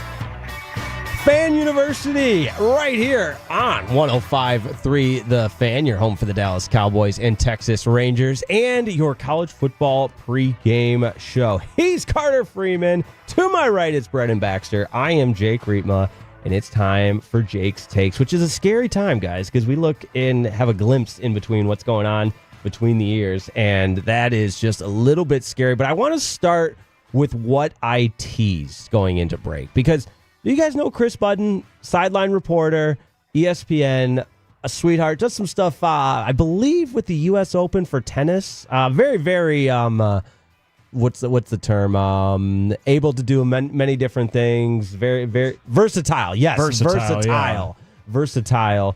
And I've never once taken Chris Budden as somebody that's just going to deliver a hot take. But she's got a college football show on Sirius Satellite Radio, I believe. But check out Chris Budden going off on coaches complaining about travel. If I don't get this off my chest, I'm going to run myself through a window. And I will run myself through a window if I hear one more Big Ten coach blame it on the freaking travel. I cannot. And it's not even about you accepting the money to be a part of this Super League. These are professional athletes now. Call them what they are. They fly on a charter. All of your top athletes sit on a lie flat plane at the very front, the same way every professional athlete does at the next level. I've never heard Matthew Stafford go over and play in Tampa and say, sorry, I lost today. I had to fly across the country. Baseball players at the next level do it every single day. Basketball players, football players. This is beyond the ability to me to comprehend anymore. You complaining about the travel. It was one thing before they got paid. Now you're getting paid more than 90% of the population. It is part of the job. She's so right. Wow, Chris Budden, sweet Chris Budden. Firing from the hip. Yeah, I'm used to seeing Chris Budden just be a sideline reporter at Big 12 basketball games or these football games. To hear her go off like that, but she does have a fair point. Really good point. It's like you chose the conference realignment, you chose the billings. I know the coaches might not have necessarily done that, so they're going to speak up for their players. And these are kids; they're not necessarily. I know they're being paid some like professionals, but they're not Matthew Stafford. Like that 19-year-old at Oregon is not Matthew Stafford. So I do get a little bit of that distance. But look, you laid your bed. You've taken the money. You chose to go from Eugene, Oregon to Rutgers to play a game. Sorry. Like, I don't feel bad for you, and I think Chris is right. No, she's 100% right. And you've even seen it with Dan Lanning and Kurt Signetti, two guys we were talking about last segment, how this has not been an issue for their teams, right? Like, they have the long travel. Oregon goes to Penn State, wins. Indiana's been to the West Coast at least once, if not more, since the West Coast teams joined the Big Ten. They haven't had an issue with it. It's just college coaches love coming up with excuses. And I do love your point about how, these kids aren't Matt Stafford. I think it's a lot different getting 19, 20, 21-year-olds ready for a long trip like that. But they are paid. They are paid very, very well. Yes. They absolutely are. The coaches are playing. I think I don't know. And by the way, just the tone of it. Did anybody else feel like they're in big trouble with their mom? And like the fact that the way she was just like she had like the mom voice. Yeah, and I was she just did. like, I'm so sorry. I'm in trouble right now. I'm sorry, Chris. Don't be mad at me. It made me not want to listen to her podcast. I never have listened to her podcast. So no, I'm definitely not because I'll be scared. Even though she's right. Even if she's right. I totally agree with shout her. out, Chris. And we'd love to have you on the show. But I do feel like it is kind of becoming this bigger deal now in college football. Like Penn State going to UCLA and losing. James Franklin didn't do this, thankfully, because if he did, it would have been a laughing stock. But I can see, like, you come off a tough night loss and then you're traveling to California. That does affect kids. Like when I travel, you are tired for a little bit. So to get some of these kids up to play, but hey, the coaches and especially the ADs and the commissioners of the conference, you're at fault here. Like, you've taken this away. You've Right. put this on the kids. This is the result. Yeah. 100%. It's something that everyone saw coming the second we announced these moves of these We all knew. schools Yeah. going to these different conferences. Like, it's... Yeah, how could we have predicted Gosh, I can't wait for Washington Rutgers, though, man. What a rivalry. Hey, the Huskies 5-1. They beat Rutgers last night. That's what I'm saying. They played last night. Oh, Yeah. man, But that's doesn't this also make it even more amazing? I know he's not a player anymore, but Kirk Herbstreit and just the ridiculous travel schedule that he's doing right now. So he starts in Eugene for game day, where they're up in Oregon for the Indiana game. He's calling OU Texas today. So he's currently on a plane flying to Dallas so he can call this game while still being on game day. Well, he started in New York. He called Thursday That's night from right. New York. He Yeah. went from New York to Eugene. Eagle- So Kirk's going all over time zones Mr. here. Worldwide. Yeah, and he's literally. fine, and he's got a dog with him. He's got Peter. And he's 55. Great point. He still calls a great game. Yeah. Looks great as well. If Kirk can do it, kids can I do don't it. hear Kirk complaining about it. That's Come on, right. college coaches, you can be better. Thank you. Thank you, Chris Budden, for saying what we're all thinking. And by the way, yes, we would love to have her on the show at some point. She spoke to our Northwestern graduate class in sports broadcasting class. So have to try and get her contact. I'll text her. Yeah. Yeah. We'll get this worked out. Yeah, absolutely. It's Jake's Takes right here on Fan University on 105.3 The Fan. We were just talking about Kirk Herbstreit, so why don't we play some Kirk Herbstreit audio, because you guys know I'm a big uniform guy. A best and worst uniform segment, which we'll get to here in a second. But Kirk Herbstreit earlier this week on the Pat McAfee show gave us a uniform take I was surprised about. Here it is, Kirk Herbstreit hating Adidas uniforms. I will ask you this, because I think that the one guy that has a real dilemma on his hands this weekend is none other than Pat McAfee, because he's got his home squad. He's got his home squad wearing in their Adidas, really bad uniform. Really, They're making it easy. They're making it push. It's hideous. It's hideous. And while I'm at it, the Miami uniform is hideous as well. It is Gorgeous. Gorgeous could not green. Could not be any worse. Gorgeous Adidas. Couldn't be any There you go. Let him know, Kirk. Let him know. Couldn't be any worse. It's hideous. Go. Wow. Okay. I didn't realize Kirk had that I fire didn't in either. there. Speaking from a guy who now went to his alma mater, Texas Tech, that went from Under Armour to Adidas. I love Adidas, so I don't know what Kirk's talking tell about. him, Brennan Baxter. Under Armour to me is the bottom of the barrel when it comes to apparel, and then I think So you put Russell Athletic above Under Armour. yes, I love Russell. And didn't I think Abercrombie or maybe it was Aeropostale did UConn's jerseys? Are you serious? Wait, actually? I need to find I will that. find this out. But I actually just realized this. We have all three of the major jersey suppliers represented here, because Jake, you're Under Armour with Northwestern. Yeah. Sorry, Brennan Jake. is Adidas with Texas Tech, and I'm Nike with OU. So Yeah. we just got all bases covered. Yeah, Sorry, there you Jake. go. I didn't know Northwestern was Under Armour. There's not a lot left anymore. I apologize. Notre Dame is. Yeah, I think. yep. Notre Dame, South Dame's- Carolina, yeah. Auburn. South was for Carolina's Auburn. moving to Nike, I believe. South Okay. Carolina is definitely changing, and I can't recall if it's Nike or Adidas, but they're definitely leaving Under Armour. But to that point, Adidas is making a lot of big moves. I mean, Texas Tech has moved to Adidas. Tennessee and Penn State both announced, I believe, right before the season, they're going to move from Nike to Adidas. And it's just another way for these schools to get more money, right? Like, that's what this is all about. There's so many creative ways schools are trying to get more funds, specifically for football. I know it goes in the other programs at the school as well, but this is football specific. Like, Adidas is willing to sink that money in. I've never worn an Adidas, jersey, a shirt, so I can't speak to the quality of it. Great quality. The Nike ones I have for OU are great.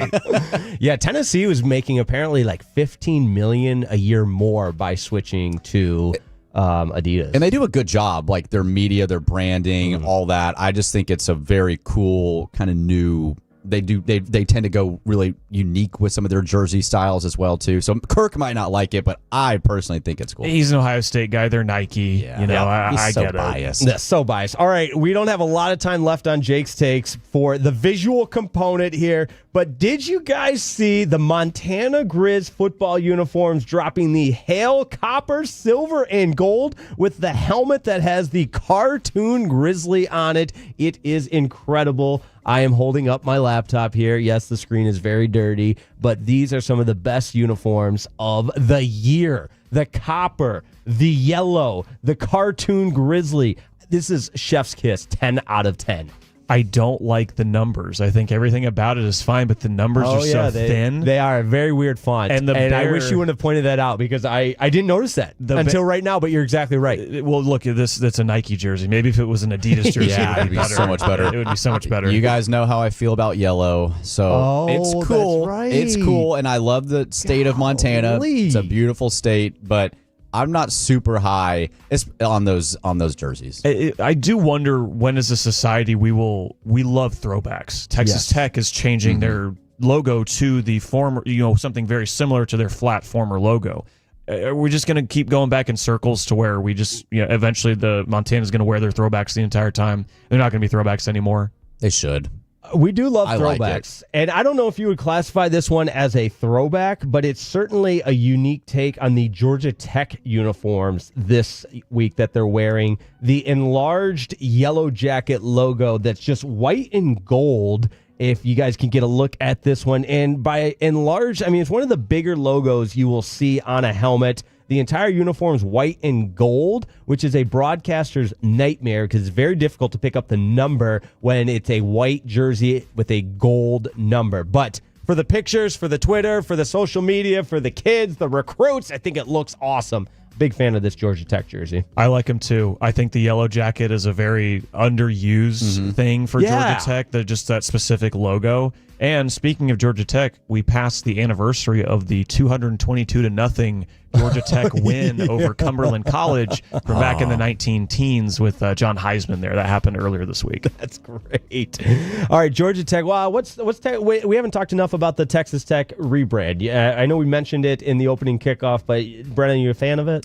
I'm a fan of it. I love the classic double T, and also their uniforms. I know we're not getting to them here on the show, but they're wearing a throwback and a homage to the old school double T 100th anniversary type jersey here for homecoming this week. They've got some different just things, subtle little things on the jersey that pay homage to I did see Texas Tech from 50 years ago, 75 years ago. So I think those are cool as well, too. But, yeah, I like it. A classic double T just looks clean, in my opinion. And speaking of classic, the uniform matchup in the Cotton Bowl is always so good. Just the contrast of the crimson and the burnt orange. And I know I'm not complimenting Texas here, Carter, so don't come at me. That's yuck. But I do like That's a big yuck. They're all white uniform. Yes, thank you. And Oklahoma's crimson is just, it's the Cotton Bowl. I whichever way it goes, I think it looks great. I think because they contrast so well.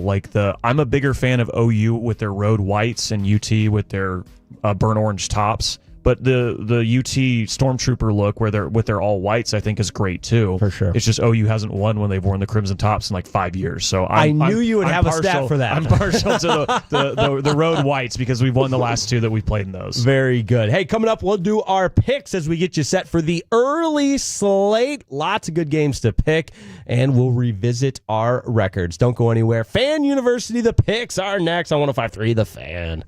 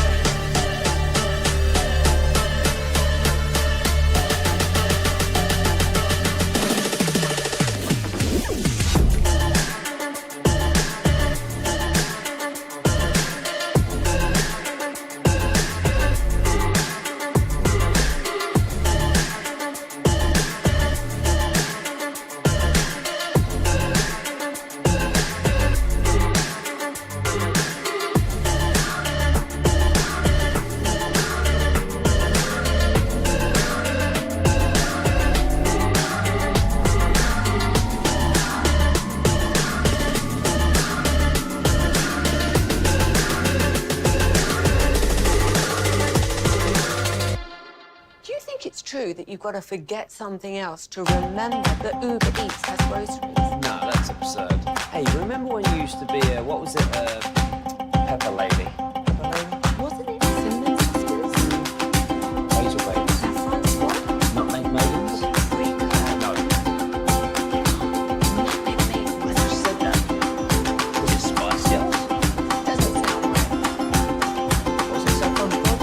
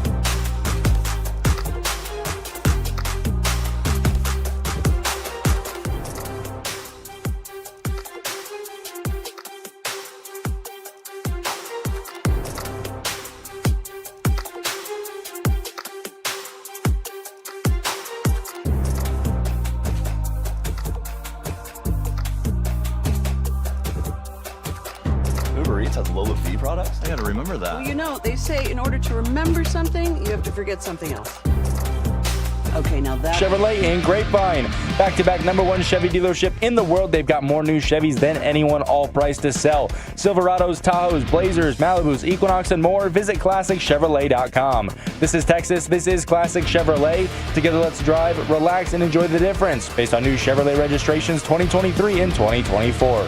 Fan University right here on 105.3 The Fan. We got our picks coming up in just a second, but Tolos, listen up, listen good. You got to get out to Mansfield right now because Gavin Dawson is there representing the G-Bag Nation at Hurtado's Barbecue with the brand new 2025 G-Bag flag. So come on out, pick yours up while supplies last. Right now, Gavin Dawson, the General, is at Hurtado's in Mansfield, located at 226 North Walnut Creek Drive. He'll be there until 11, and then from 11:30 to noon, head on over to Fort Worth. You can pick up your flag there while supplies last at the Fort Worth Hurtados, and that's at 111 8th Avenue from 11:30 to noon. So go on out there. While you're on your way there, turn it on, leave it on, Tolo, as you do. Because right now, fellas, we've got our picks, a little update on the picks. Carter, am I getting any better?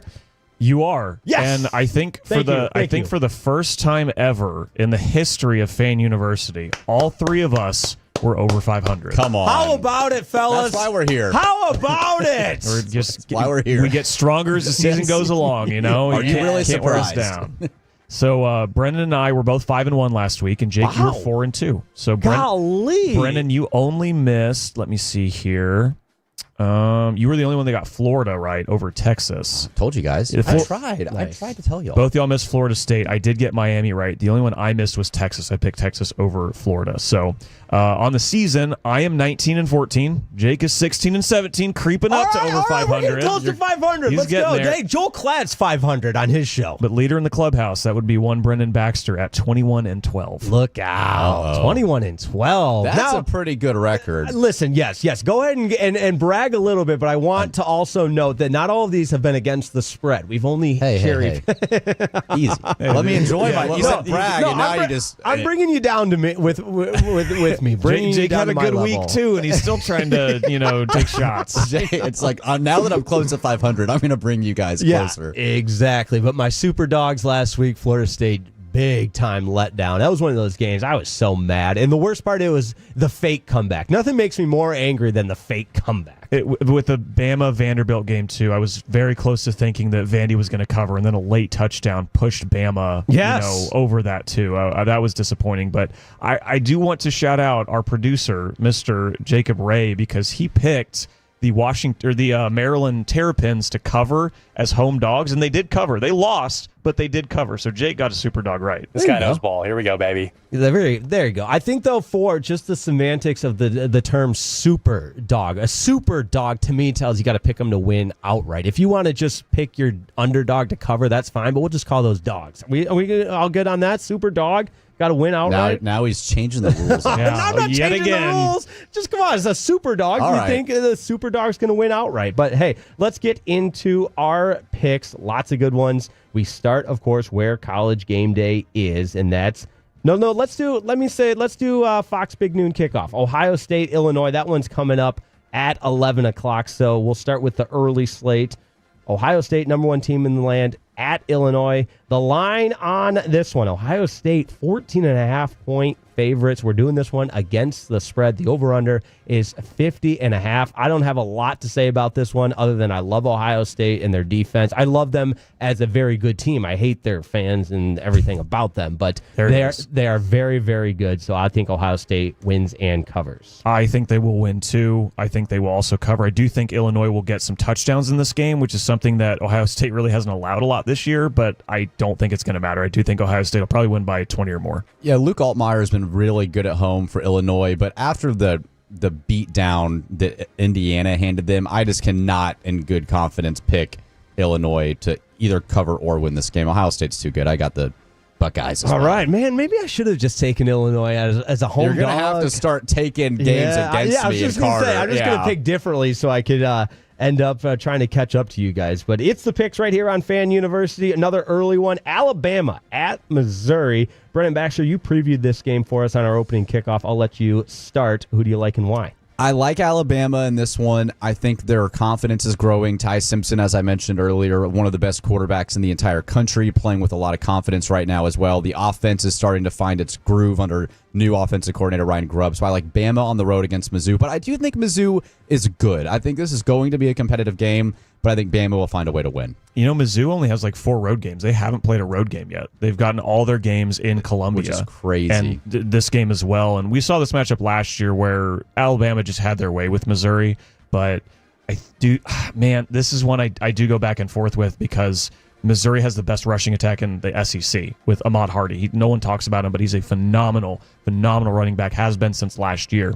But that was something with Alabama. They're like, oh, their rushing defense, it's not as good as it's been in previous years. Vanderbilt had the second best in the conference, and outside of one big run, Bama was pretty much able to tap that down, and they had to rely on Diego Pavia, and Vanderbilt couldn't do that. So I think Bama's going to find a way to slow down the Missouri rushing attack. It's not going to be as explosive as it's been. Bo Perbula will have a good game for them, but Alabama will come away with the win, and we talked about it. Kalen DeBoer's wearing the black hoodie of death. That's right. So it's hard to pick against that. Wow, we're all on the same page with Alabama. Give me Bama as well. And what a year for Missouri to have all the home games when it looks like an atomic bomb has gone off by their stadium with all the renovation going on. It's such an eyesore. There has to be one stadium every year where it's just totally like Tech was like that a couple years ago. I feel like Vanderbilt Vandy was like that. Yeah. Yep. All right, we're all on Alabama over Missouri. How about the Red River rivalry entering into the afternoon slate? Texas, Oklahoma at the Cotton Bowl. Oklahoma, 1.5-point favorites. Over under 45.5. Carter Freeman, it's your school. What do you like? First to 20 wins. I think OU will get. I think OU will be the first to 20. I think you take the under in this game. I think my score for this was OU 23, Texas 16. So I think you're even going to get under 40 points. But I just think the OU defense is that good. And we talked about the offensive line struggles for Texas. That's going to be big in play today because you just don't get the way OU rotates guys in that can just rush the passer like they do. You just don't get a break. And I think you're going to see that today. I do think OU is going to win. Close, but they're going to win. Carter's a smart guy.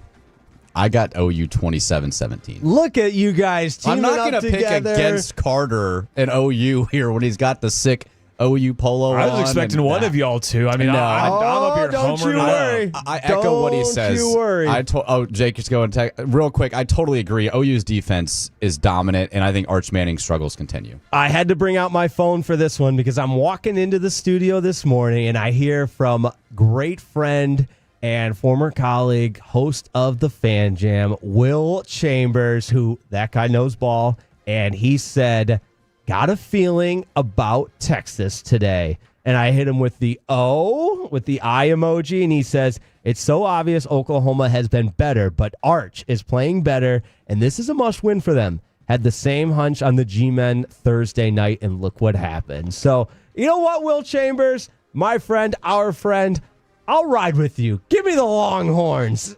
Look, Arch Manning hasn't played well in these big games, but he has played in them. And I think the more of them he plays in, the better he'll feel in those environments. And this is always a game. It doesn't matter if OU's in the top 5 and Texas has 10 losses already, vice versa. It's always a close game. That's why it's so stressful to me. So I could 100% see Texas winning this game. OU can't run the ball. Texas can't run the ball either. So especially if Hawkins ends up going and not Mateer, I would not be surprised at all if Texas wins. I am so proud of you. That is such a candid, thought-provoking response, and to speak that way about just wait till I'm watching the game. I was going to say, he's doing that because he's on the radio. He doesn't actually. You do not know how annoyed I am that you cannot run the ball. It's so frustrating to watch, but I don't think it'll matter today. I do think OU wins. I love it. We're getting some texts in here as well from the 724. Sark is a better coach than Venables. I don't disagree there. I think that could be something that comes into play, but Sark is also terrible at play calling in the red zone. Hey, it didn't come into play against Billy Napier.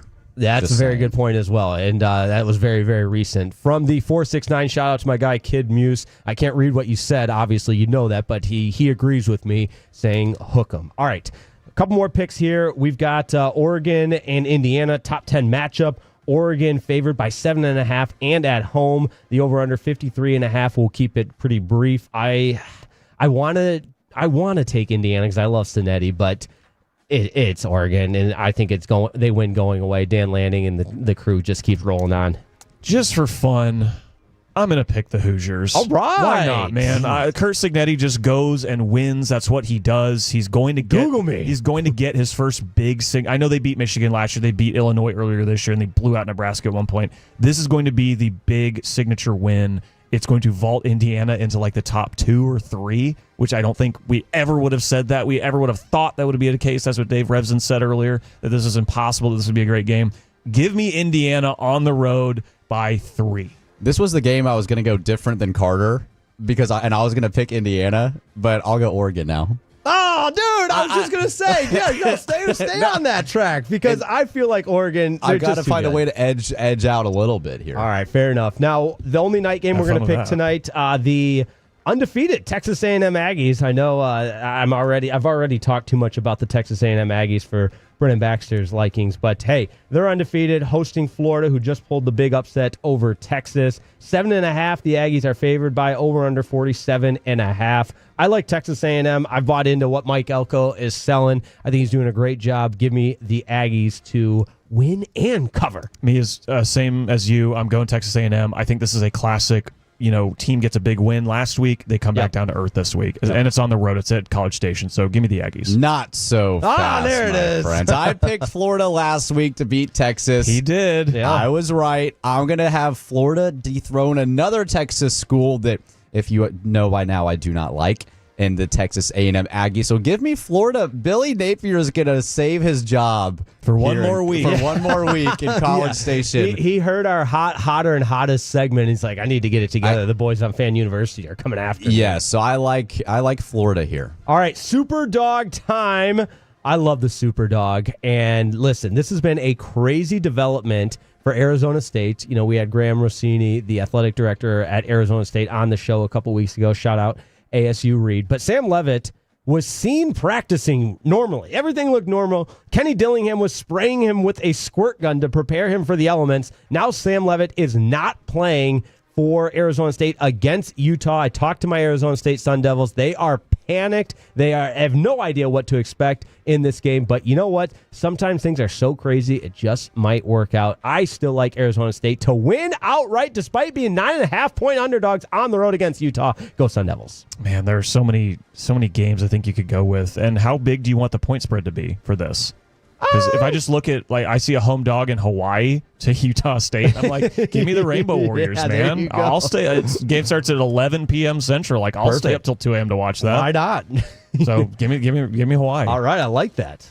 Okay, I'm going to go with South Carolina at LSU. I did think about that one. Oh, yeah, I considered that as well. It's a 9 points favorite for LSU. Let's just see. Maybe Shane Beamer has something up his sleeve in Baton Rouge tonight.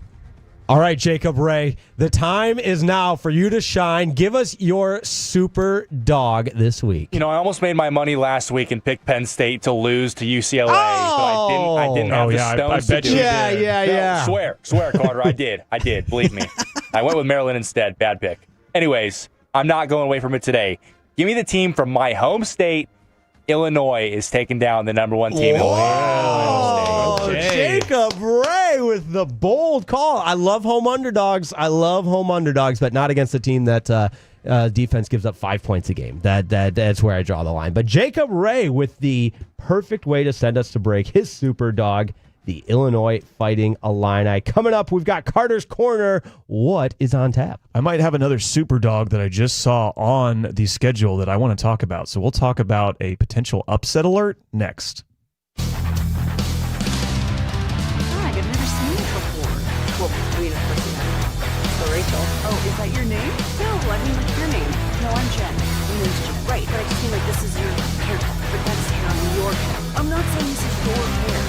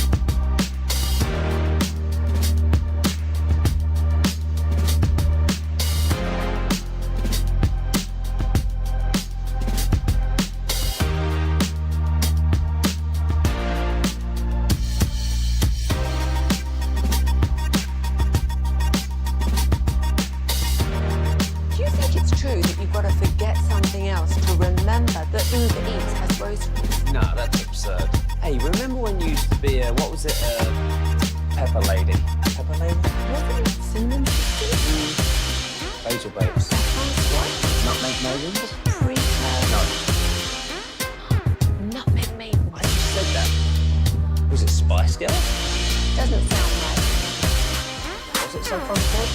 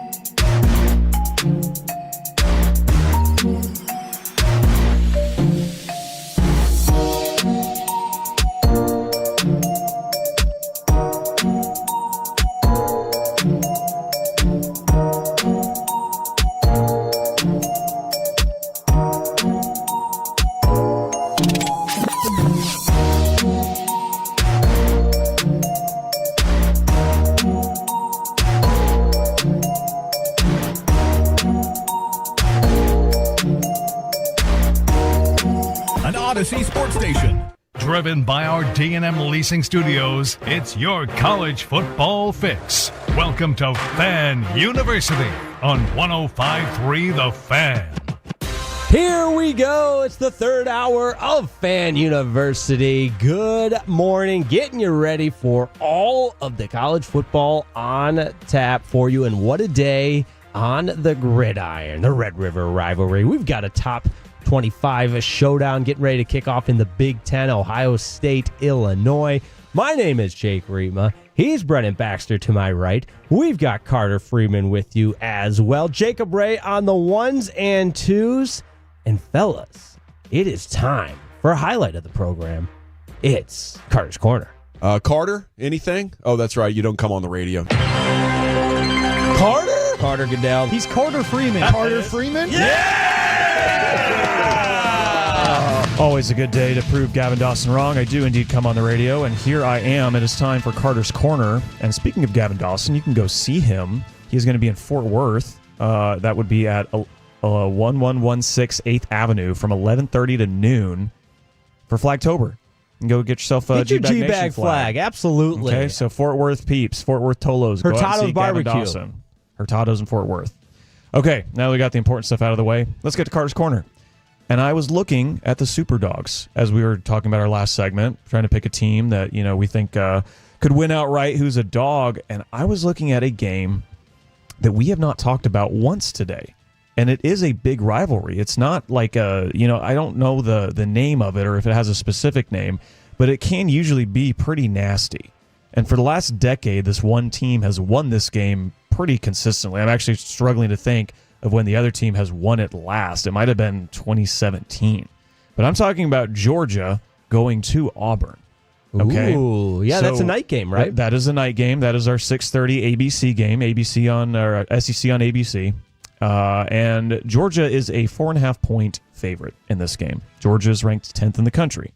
Their one loss was to Alabama at home, and it was a close game. Georgia didn't get blown out. They were competitive, but Alabama was consistently ahead in that game. Auburn is sitting here with 2 losses, both those losses in conference in the SEC, both of them on the road, both of them by 1 score. They lose to OU by 1 touchdown. They lose to A&M by 6, and they hold OU to 24 points. They hold A&M to 16 points.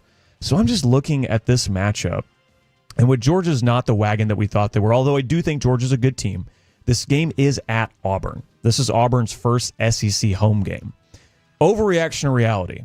Georgia should be on upset alert tonight, going to the Plains to play Auburn. Look out. Upset alert, winning outright. I'm gonna say reality here. I think that Georgia against Tennessee showed some holes. Against Alabama, they showed some holes. And Auburn has lost their 2 games, as you point, but only by less than 7 points. So it's not like Auburn's been blown out on against tough teams on the road, too. So I think reality, they should be on upset alert. Do I think that means Auburn will win? No. But do I think it'll be very close and they will have a chance to win in the fourth quarter? Yes. I've read a lot of message boards, which is always scary, but is Gus Malzahn's job... Yes, it is. It is 2013. He got fired already.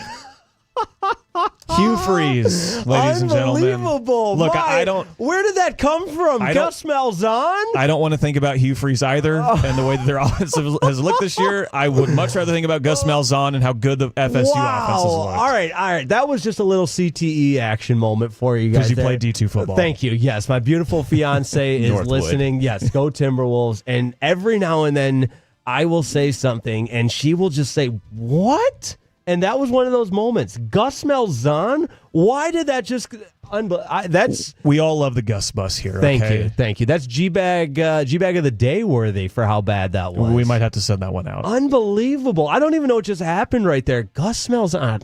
Is Hugh Freeze on the hot seat is where I was going with that. And I think a competitive game tonight is important. If they get their doors blown off at home, I think Hugh Freeze will continue to show up on some message boards of having a hot, the seat being really hot. So I will say that is reality. I'm with both you guys. I bring this up because I do think Georgia should be on upset watch because Auburn's offense has not run the ball like they've wanted to. And Hugh Freeze has talked about we need to run the ball. We need to run the ball more. And that's something they didn't do against OU, and they didn't do frequently against A&M, even though they were getting good yardage, good yards per carry when they did run the ball. They relied a lot on Jackson Arnold, who ends up holding onto the ball too long and taking sacks, and that just puts them behind the chains, and it makes it harder to run the ball, right? So I think early in this game, Auburn's going to make it a point to pound the ground. They're going to, put the ball in Damari Alston's hands, one of their top running backs.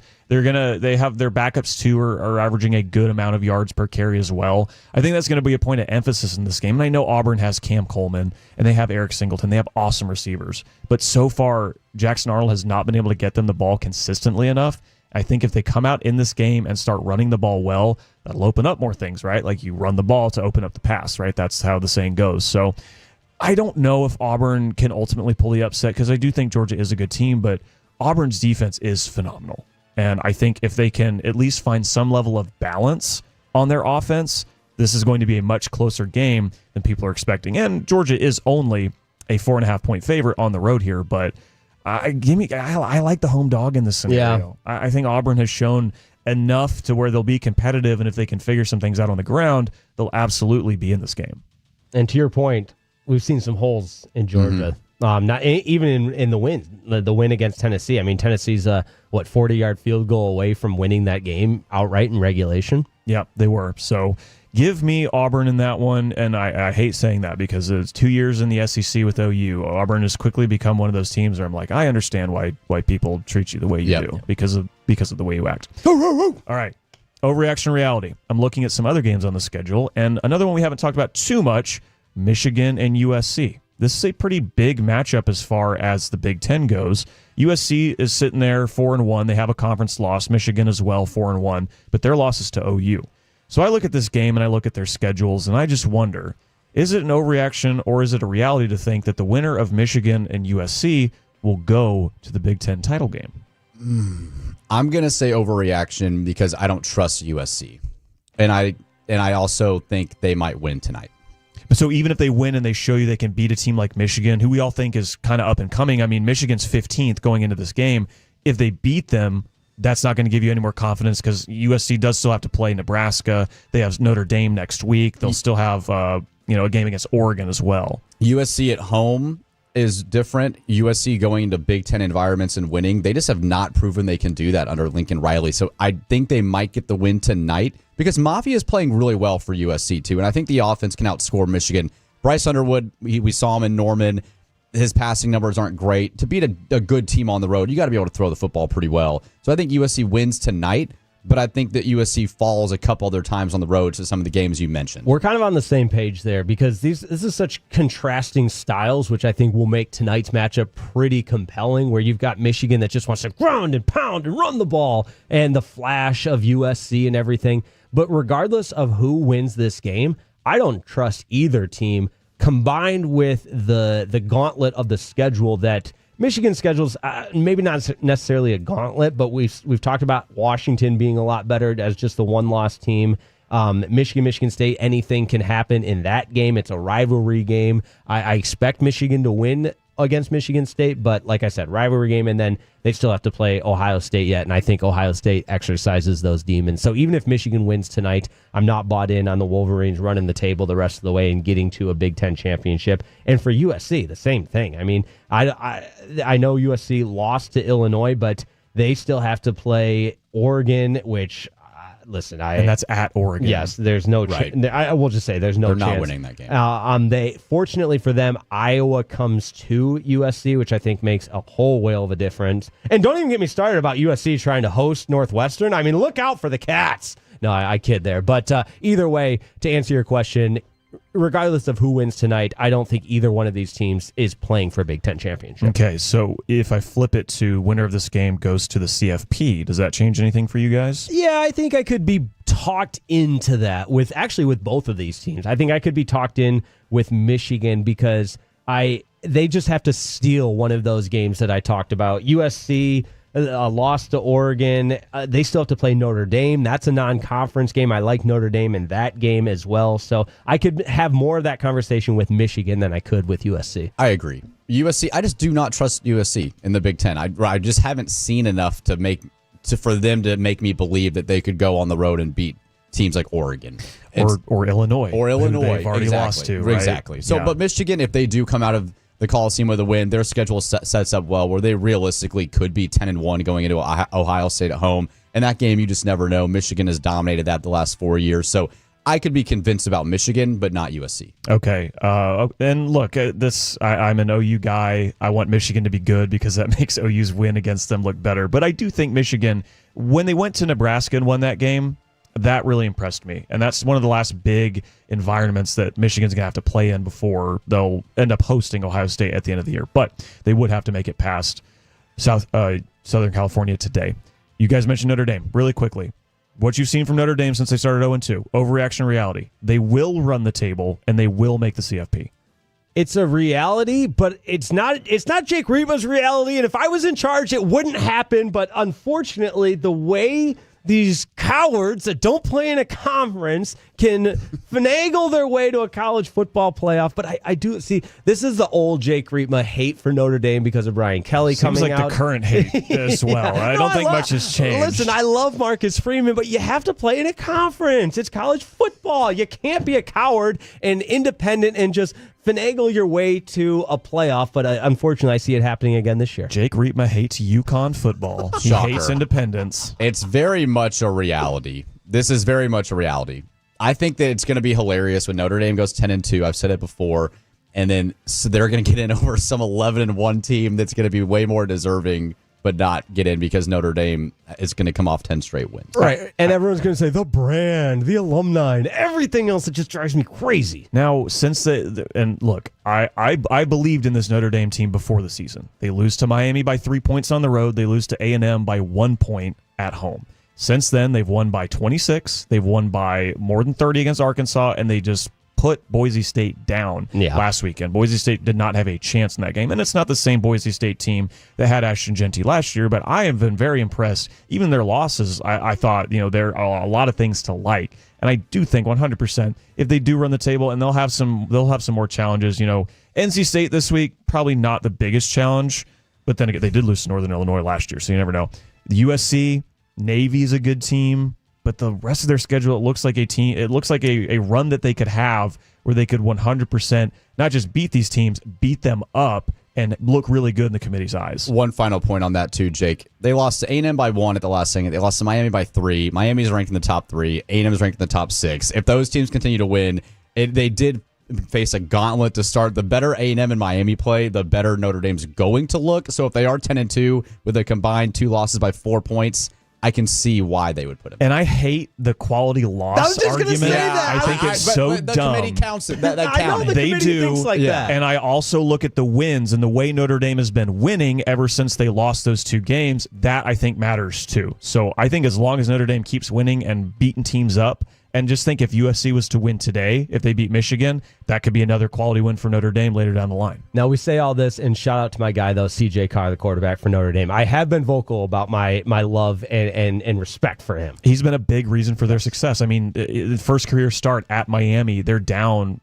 double digits in that game. He brings them all the way back, and they tie that game up. So I'm a big fan of his, too. It's Carter's Corner right here on Fan University. Overreaction or reality? We got time for one more? You got one more in the hopper? Well, gosh, there's a Missouri team that's already up in this game. They're up 7-0 on Alabama. How about winner of this game? Alabama, Mizzou. Winner of this game goes to the SEC title game. Overreaction or reality? Both. Well, Alabama 4-1. Yeah, Missouri undefeated. I'll say this to stay true to the prompt. I'll say reality, but I believe significantly more in Alabama. Call me a sucker for the helmet and the logo and everything else, but it's Alabama. I'm also going to say reality. I picked Alabama at the start of the year to win the SEC, so I'll stay true to that prediction. I'm going to say overreaction because I think the way that A&M has looked, the way Ole Miss has looked, I'm still not completely out on LSU. I don't think this is going to be a decider game, but it is a top 14 SEC matchup, and I do think it's worth mentioning. Carter's Corner right here on Fan University. 877-881-1053. That's the number to get in touch with the show. Coming up, the NCAA. Oh, yeah, they're still relevant, kind of. But, hey, we've got some new rules to discuss, very important new rules. And all of a sudden, 18-year-old kids can do this. What could possibly go wrong? That's next on Fan University. Sean and RJ, the KNC Masterpiece, G-Bag Nation, and Fan After Dark. Live and look. Turn it on and leave it on. 105.3 The Fan and our Odyssey, iHeartRadio, and TuneIn apps. Lanny went to college and racked up huge debt. A little bit over $100,000. For a degree he couldn't use? Now what? I had a friend that went to my computer career. They even helped him get hired immediately after graduation. One of the things I love about IT is that you can work from anywhere you want. You could become an IT pro in just months, including cybersecurity and the basics of AI with zero experience at mycomputercareer.edu. My Computer Career, an elite CompTIA certification partner. It worked for me, and I know it can work for you. This is one student's experience. Individual results vary. Are you or someone you love struggling with opioid addiction, including oxycodone, hydrocodone, fentanyl, or heroin? There's help right here in your community. Symetria Recovery has outpatient options to treat opioid addiction without disrupting your life, using medication therapies that are recognized as the best treatments for opioid addiction. Symetria can stop your withdrawal symptoms immediately so you can focus on your recovery without physical discomfort. Symetria's doctors, pharmacy, and therapists are all located under one roof, so parents and working professionals can overcome opioid addiction while maintaining their normal schedule. Harvard University confirmed that Symetria Recovery has double the success rate of other centers. With same-day or next-day appointments, Symetria can stop your cravings now. We accept most major insurance, so call today and schedule an appointment. Call 800-335-1300. 800-335-1300. That's 800-335-1300. We all hear the radio ads about the IRS. They tell you to be afraid, to be scared, and they try to frighten you into calling. I'm not here to do that. Tax Relief Advocates is different. TRA is here to tell you that if you owe money to the IRS, whether it's $5,000, $50,000, or $500,000, we have a solution. It doesn't matter if you're sitting in your car, at work, or with your kids. No matter where you are, call now. 800-507-9701. Don't lose hope. TRA can eliminate or reduce what you owe to the IRS. Generous programs are now available that can give you a fresh start. Our passion is taxes and helping individuals fix their IRS problems. We have over 1,000 5-star reviews on Google and an A+ with the Better Business Bureau. You don't need to be afraid of the IRS any longer. End your tax nightmare today by visiting us online at TRA.com or call 800-507-9701. That's 800-507-9701. Tax Relief Advocates. Real solutions for real people. The following is a real Reliant Air Conditioning customer. Well, I lived through one of their commercials last week. I wanted to get my system checked before the summer, so I called an AC company I'd heard on the radio. They came out, quickly said my entire system was toast and needed to be replaced for like $8,000, but that didn't seem right because it had been working fine. So I called Reliant Air Conditioning for the free second opinion they advertised. Their tech came out and said he had no idea what the other guy was talking about. The system is working just fine, and it didn't cost me a penny. They saved me $8,000. Jeff Stewart here, and at Reliant Air Conditioning, we provide comfort to homeowners who don't want to be taken advantage of. So call 2 other companies first, and then call Reliant Air Conditioning, and you'll see how we've been gimmick-free since '83. Our number's 877-YOUR-HERO, or schedule online at ReliantAirConditioning.com. Reliant Air Conditioning. Call 877-YOUR-HERO. Join Corey from the KNC Masterpiece and Michelob Ultra this Saturday from 8 to 11 p.m. for a 105.3 The Fan FC Dallas watch party at the Derbyshire located at 6142 Frisco Square. Have your shot to win your own FC Dallas jersey. Tickets in a VIP experience on site. Info at 1053thefan.com. House stealing. It's a nightmare that's real. It's the FBI's term for thieves stealing your home's title and draining your equity. Just one fake document filed with a recorder, and scammers can own your home on paper, drain your equity, and do it all without you even knowing. Imagine waking up to a foreclosure or eviction notice. Listen to former title thief Matt Cox. What people don't realize is the ease in which this crime can happen. I can take the deed to your house and I can transfer that deed into my name. It's a great crime, and it's happening all the time. So how can you stop the nightmare and protect yourself? Find out if you're already a victim now at HomeTitleLock.com. Use promo code RADIO and get a 30-day free trial of their $1 million triple lock protection, a title scan, and access to a title specialist, a $250 value. Don't wait. Go to HomeTitleLock.com now, promo code RADIO. 1-877 Cards for Kids. KARS Cards for Kids. 1-877 Cards for Kids. Donate your card today. 1-877 Cars for Kids. KARS Cars for Kids. 1-877 Cars for Kids. Donate your car today. Ready to get rid of that old car? Donate it to Cars for Kids. Call 1-877-CARS for Kids to reach a friendly live agent. Donation's super easy, and your car can be picked up as soon as tomorrow. Call us now, 1-877-CARS for Kids. That's Cars with a K to donate your car today. 1-877 Cars for Kids. Donate your car today. Did you know you can donate real estate too? CarsForKids.org. That's Cars with a K. And it's back to the Fan University on 105.3 The Fan. This upcoming segment's brought to you by Frankel & Frankel. If you've been injured in a car or truck wreck, call Frankel first, 214-817-333-3330.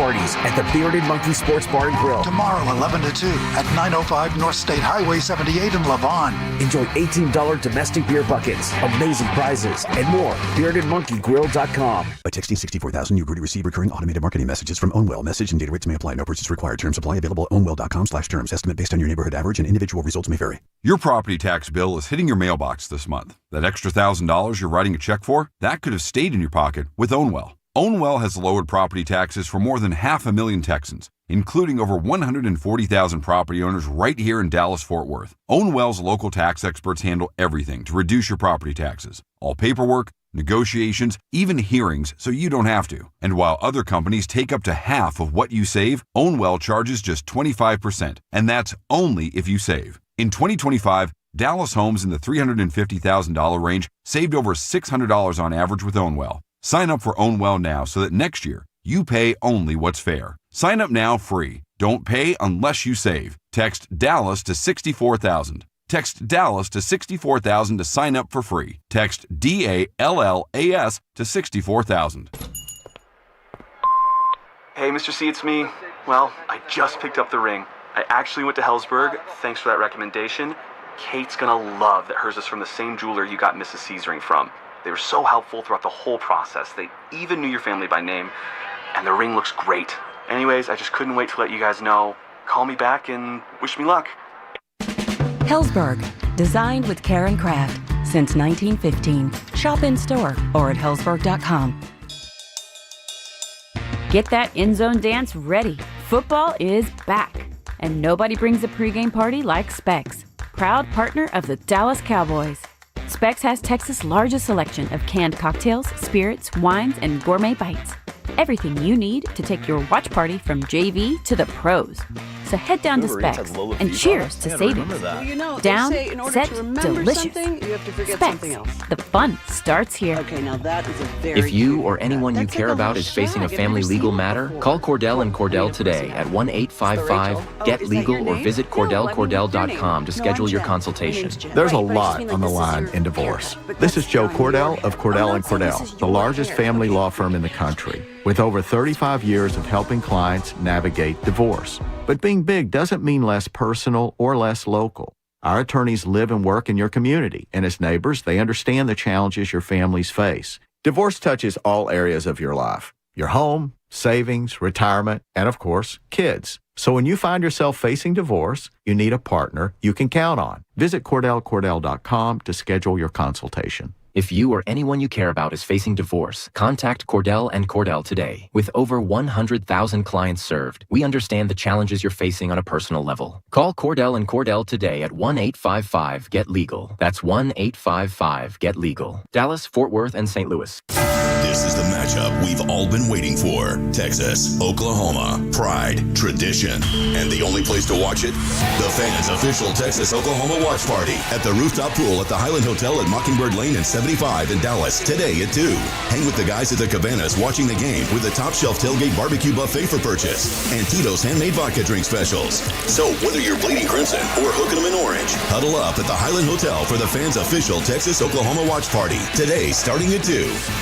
We all hear the radio ads about the IRS. They tell you to be afraid, to be scared, and they try to frighten you into calling. I'm not here to do that. Tax Relief Advocates is different. TRA is here to tell you that if you owe money to the IRS, whether it's $5,000, $50,000, or $500,000, we have a solution. It doesn't matter if you're sitting in your car, at work, or with your kids. No matter where you are, call now. 800-575-6812. Don't lose hope. TRA can eliminate or reduce what you owe to the IRS. Generous programs are now available that can give you a fresh start. Our passion is taxes and helping individuals fix their IRS problems. We have over 1,000 5-star reviews on Google and an A+ with the Better Business Bureau. You don't need to be afraid of the IRS any longer. End your tax nightmare today by visiting us online at TRA.com or call 800-575-6812. That's 800-575-6812. Tax Relief Advocates. Real solutions for real people. It's Gavin Dawson for Window Nation. October is here, and if you've got old windows that means you're back to dealing with chilly air seeping into your home. Eliminate annoying drafts once and for all with Window Nation. This month, buy 2 windows, get 2 for free, plus pay nothing for 2 years. With the holidays coming up, that's a big deal. Plus, you can get a free Dallas Cowboys jersey and chance to win 2 tickets to an upcoming game. Don't miss out on free windows and 0 payments for 2 years with Window Nation. Visit windownation.com before October 31st to get started. It's your guy, Zach Wolchuk from the G-Bag Nation, and if you're in the market for a truck, East Dallas Diesel is the only place you need to look. Here's why. Every single truck on their lot is custom. Owner Tony Alberti has been in the truck and car game for nearly 30 years, and he's personally handpicking every truck on that lot. So you know you're getting quality. And when it comes to financing, East Dallas Diesel is going to work with you to find the best deal possible. Head to East Dallas Diesel, where custom comes standard. Check them out today at eastdallasdiesel.com or stop by the showroom and tell them Wolchuk sent you. Ooh, if it's dramatic music, it must be breaking Cowboys news from Stephen Jones on The Fan. Attrition will get you. And we just, found out we're going to lose Sanders for the year, our running back. Thanks for that news. Miles Sanders out for the year. That's tough for him, but thank you for the news. We bring you the latest Cowboys news with Stephen Jones, Mondays at noon and Fridays at 3 on your home of the boys, 105.3 The Fan. And it's back to the Fan University on 105.3 The Fan. This upcoming segment's brought to you by Classic Chevrolet. If you're in the market to upgrade...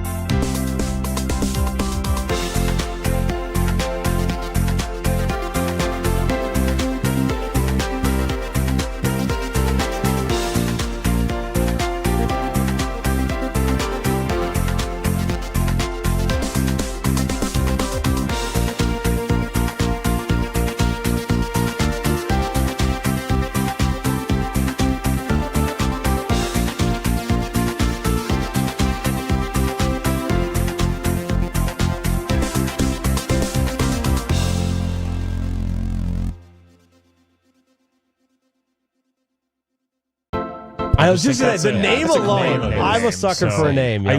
I was debating going Death Valley here, but since I've been to Ben Hill Griffin Stadium, I'll give that the nod. Plus, I love Tom Petty. I love it. Yeah, that's on my list to get to for sure. For the name, like I keep going back to, that's such a cool name. It's got to be the best name. The top two on my list I haven't been to, so I had to put one where I've been to a ton of games, and it's going to be so biased, but I don't care. I'm heading there right now. The moment we leave. In 5 minutes, you'll be on his way. I'll be on my way to Jones AT&T in Lubbock. When Texas Tech is relevant, I was at the 2008 game when they beat Texas. I've been at some big-time games when they've been ranked. It is a very loud stadium. It's just right there, one of the only things right off the only highway in Lubbock, and it's just fantastic. When you get the Raider Power chant, it just resonates throughout the whole entire area. Almost, you can hear it from miles away. That's awesome. So I'm going when Tech is good and it's sold out and it's a night game like tonight and it's a blackout.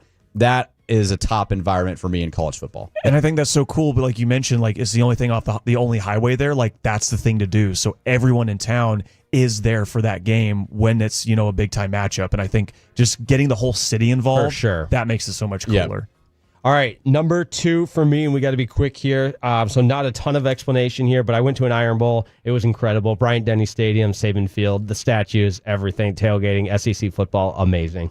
My number 2, Beaver Stadium, Penn State. Great call. If they did a whiteout every game, that might be number 1. But since they only do that one game a year, it ends up at number 2. But it looks so amazing. I cannot wait to get out there someday. I've got the Rose Bowl number 2, one of the most romantic places in college football. One of my favorite games to watch of all time, just New Year's Day, Rose Bowl. Talk about mountains in the distance. Oh my number gosh. 2 for me. Sunset, Yes, yep. And it's always played at the perfect time when first half it's light out and then the sun starts to set. Oh, how can you not be romantic about it? Yeah, right. Let's get emotional. My number 1, because it helped just establish in those formative memories as a kid. I'll never forget Neyland Stadium, the Tennessee Vols, depending on whether they're good, they're bad, the environment is just incredible. The sea of orange you saw against Georgia, they can checker the stadium sometimes. It feels larger than life. Neyland Stadium. Jake, our cycles are lined up. Neyland Stadium is my number 1 too. You guys are so cute. I will never forget that 2022 game when Tennessee beat Alabama for the first time in, I think, 16, 17 years.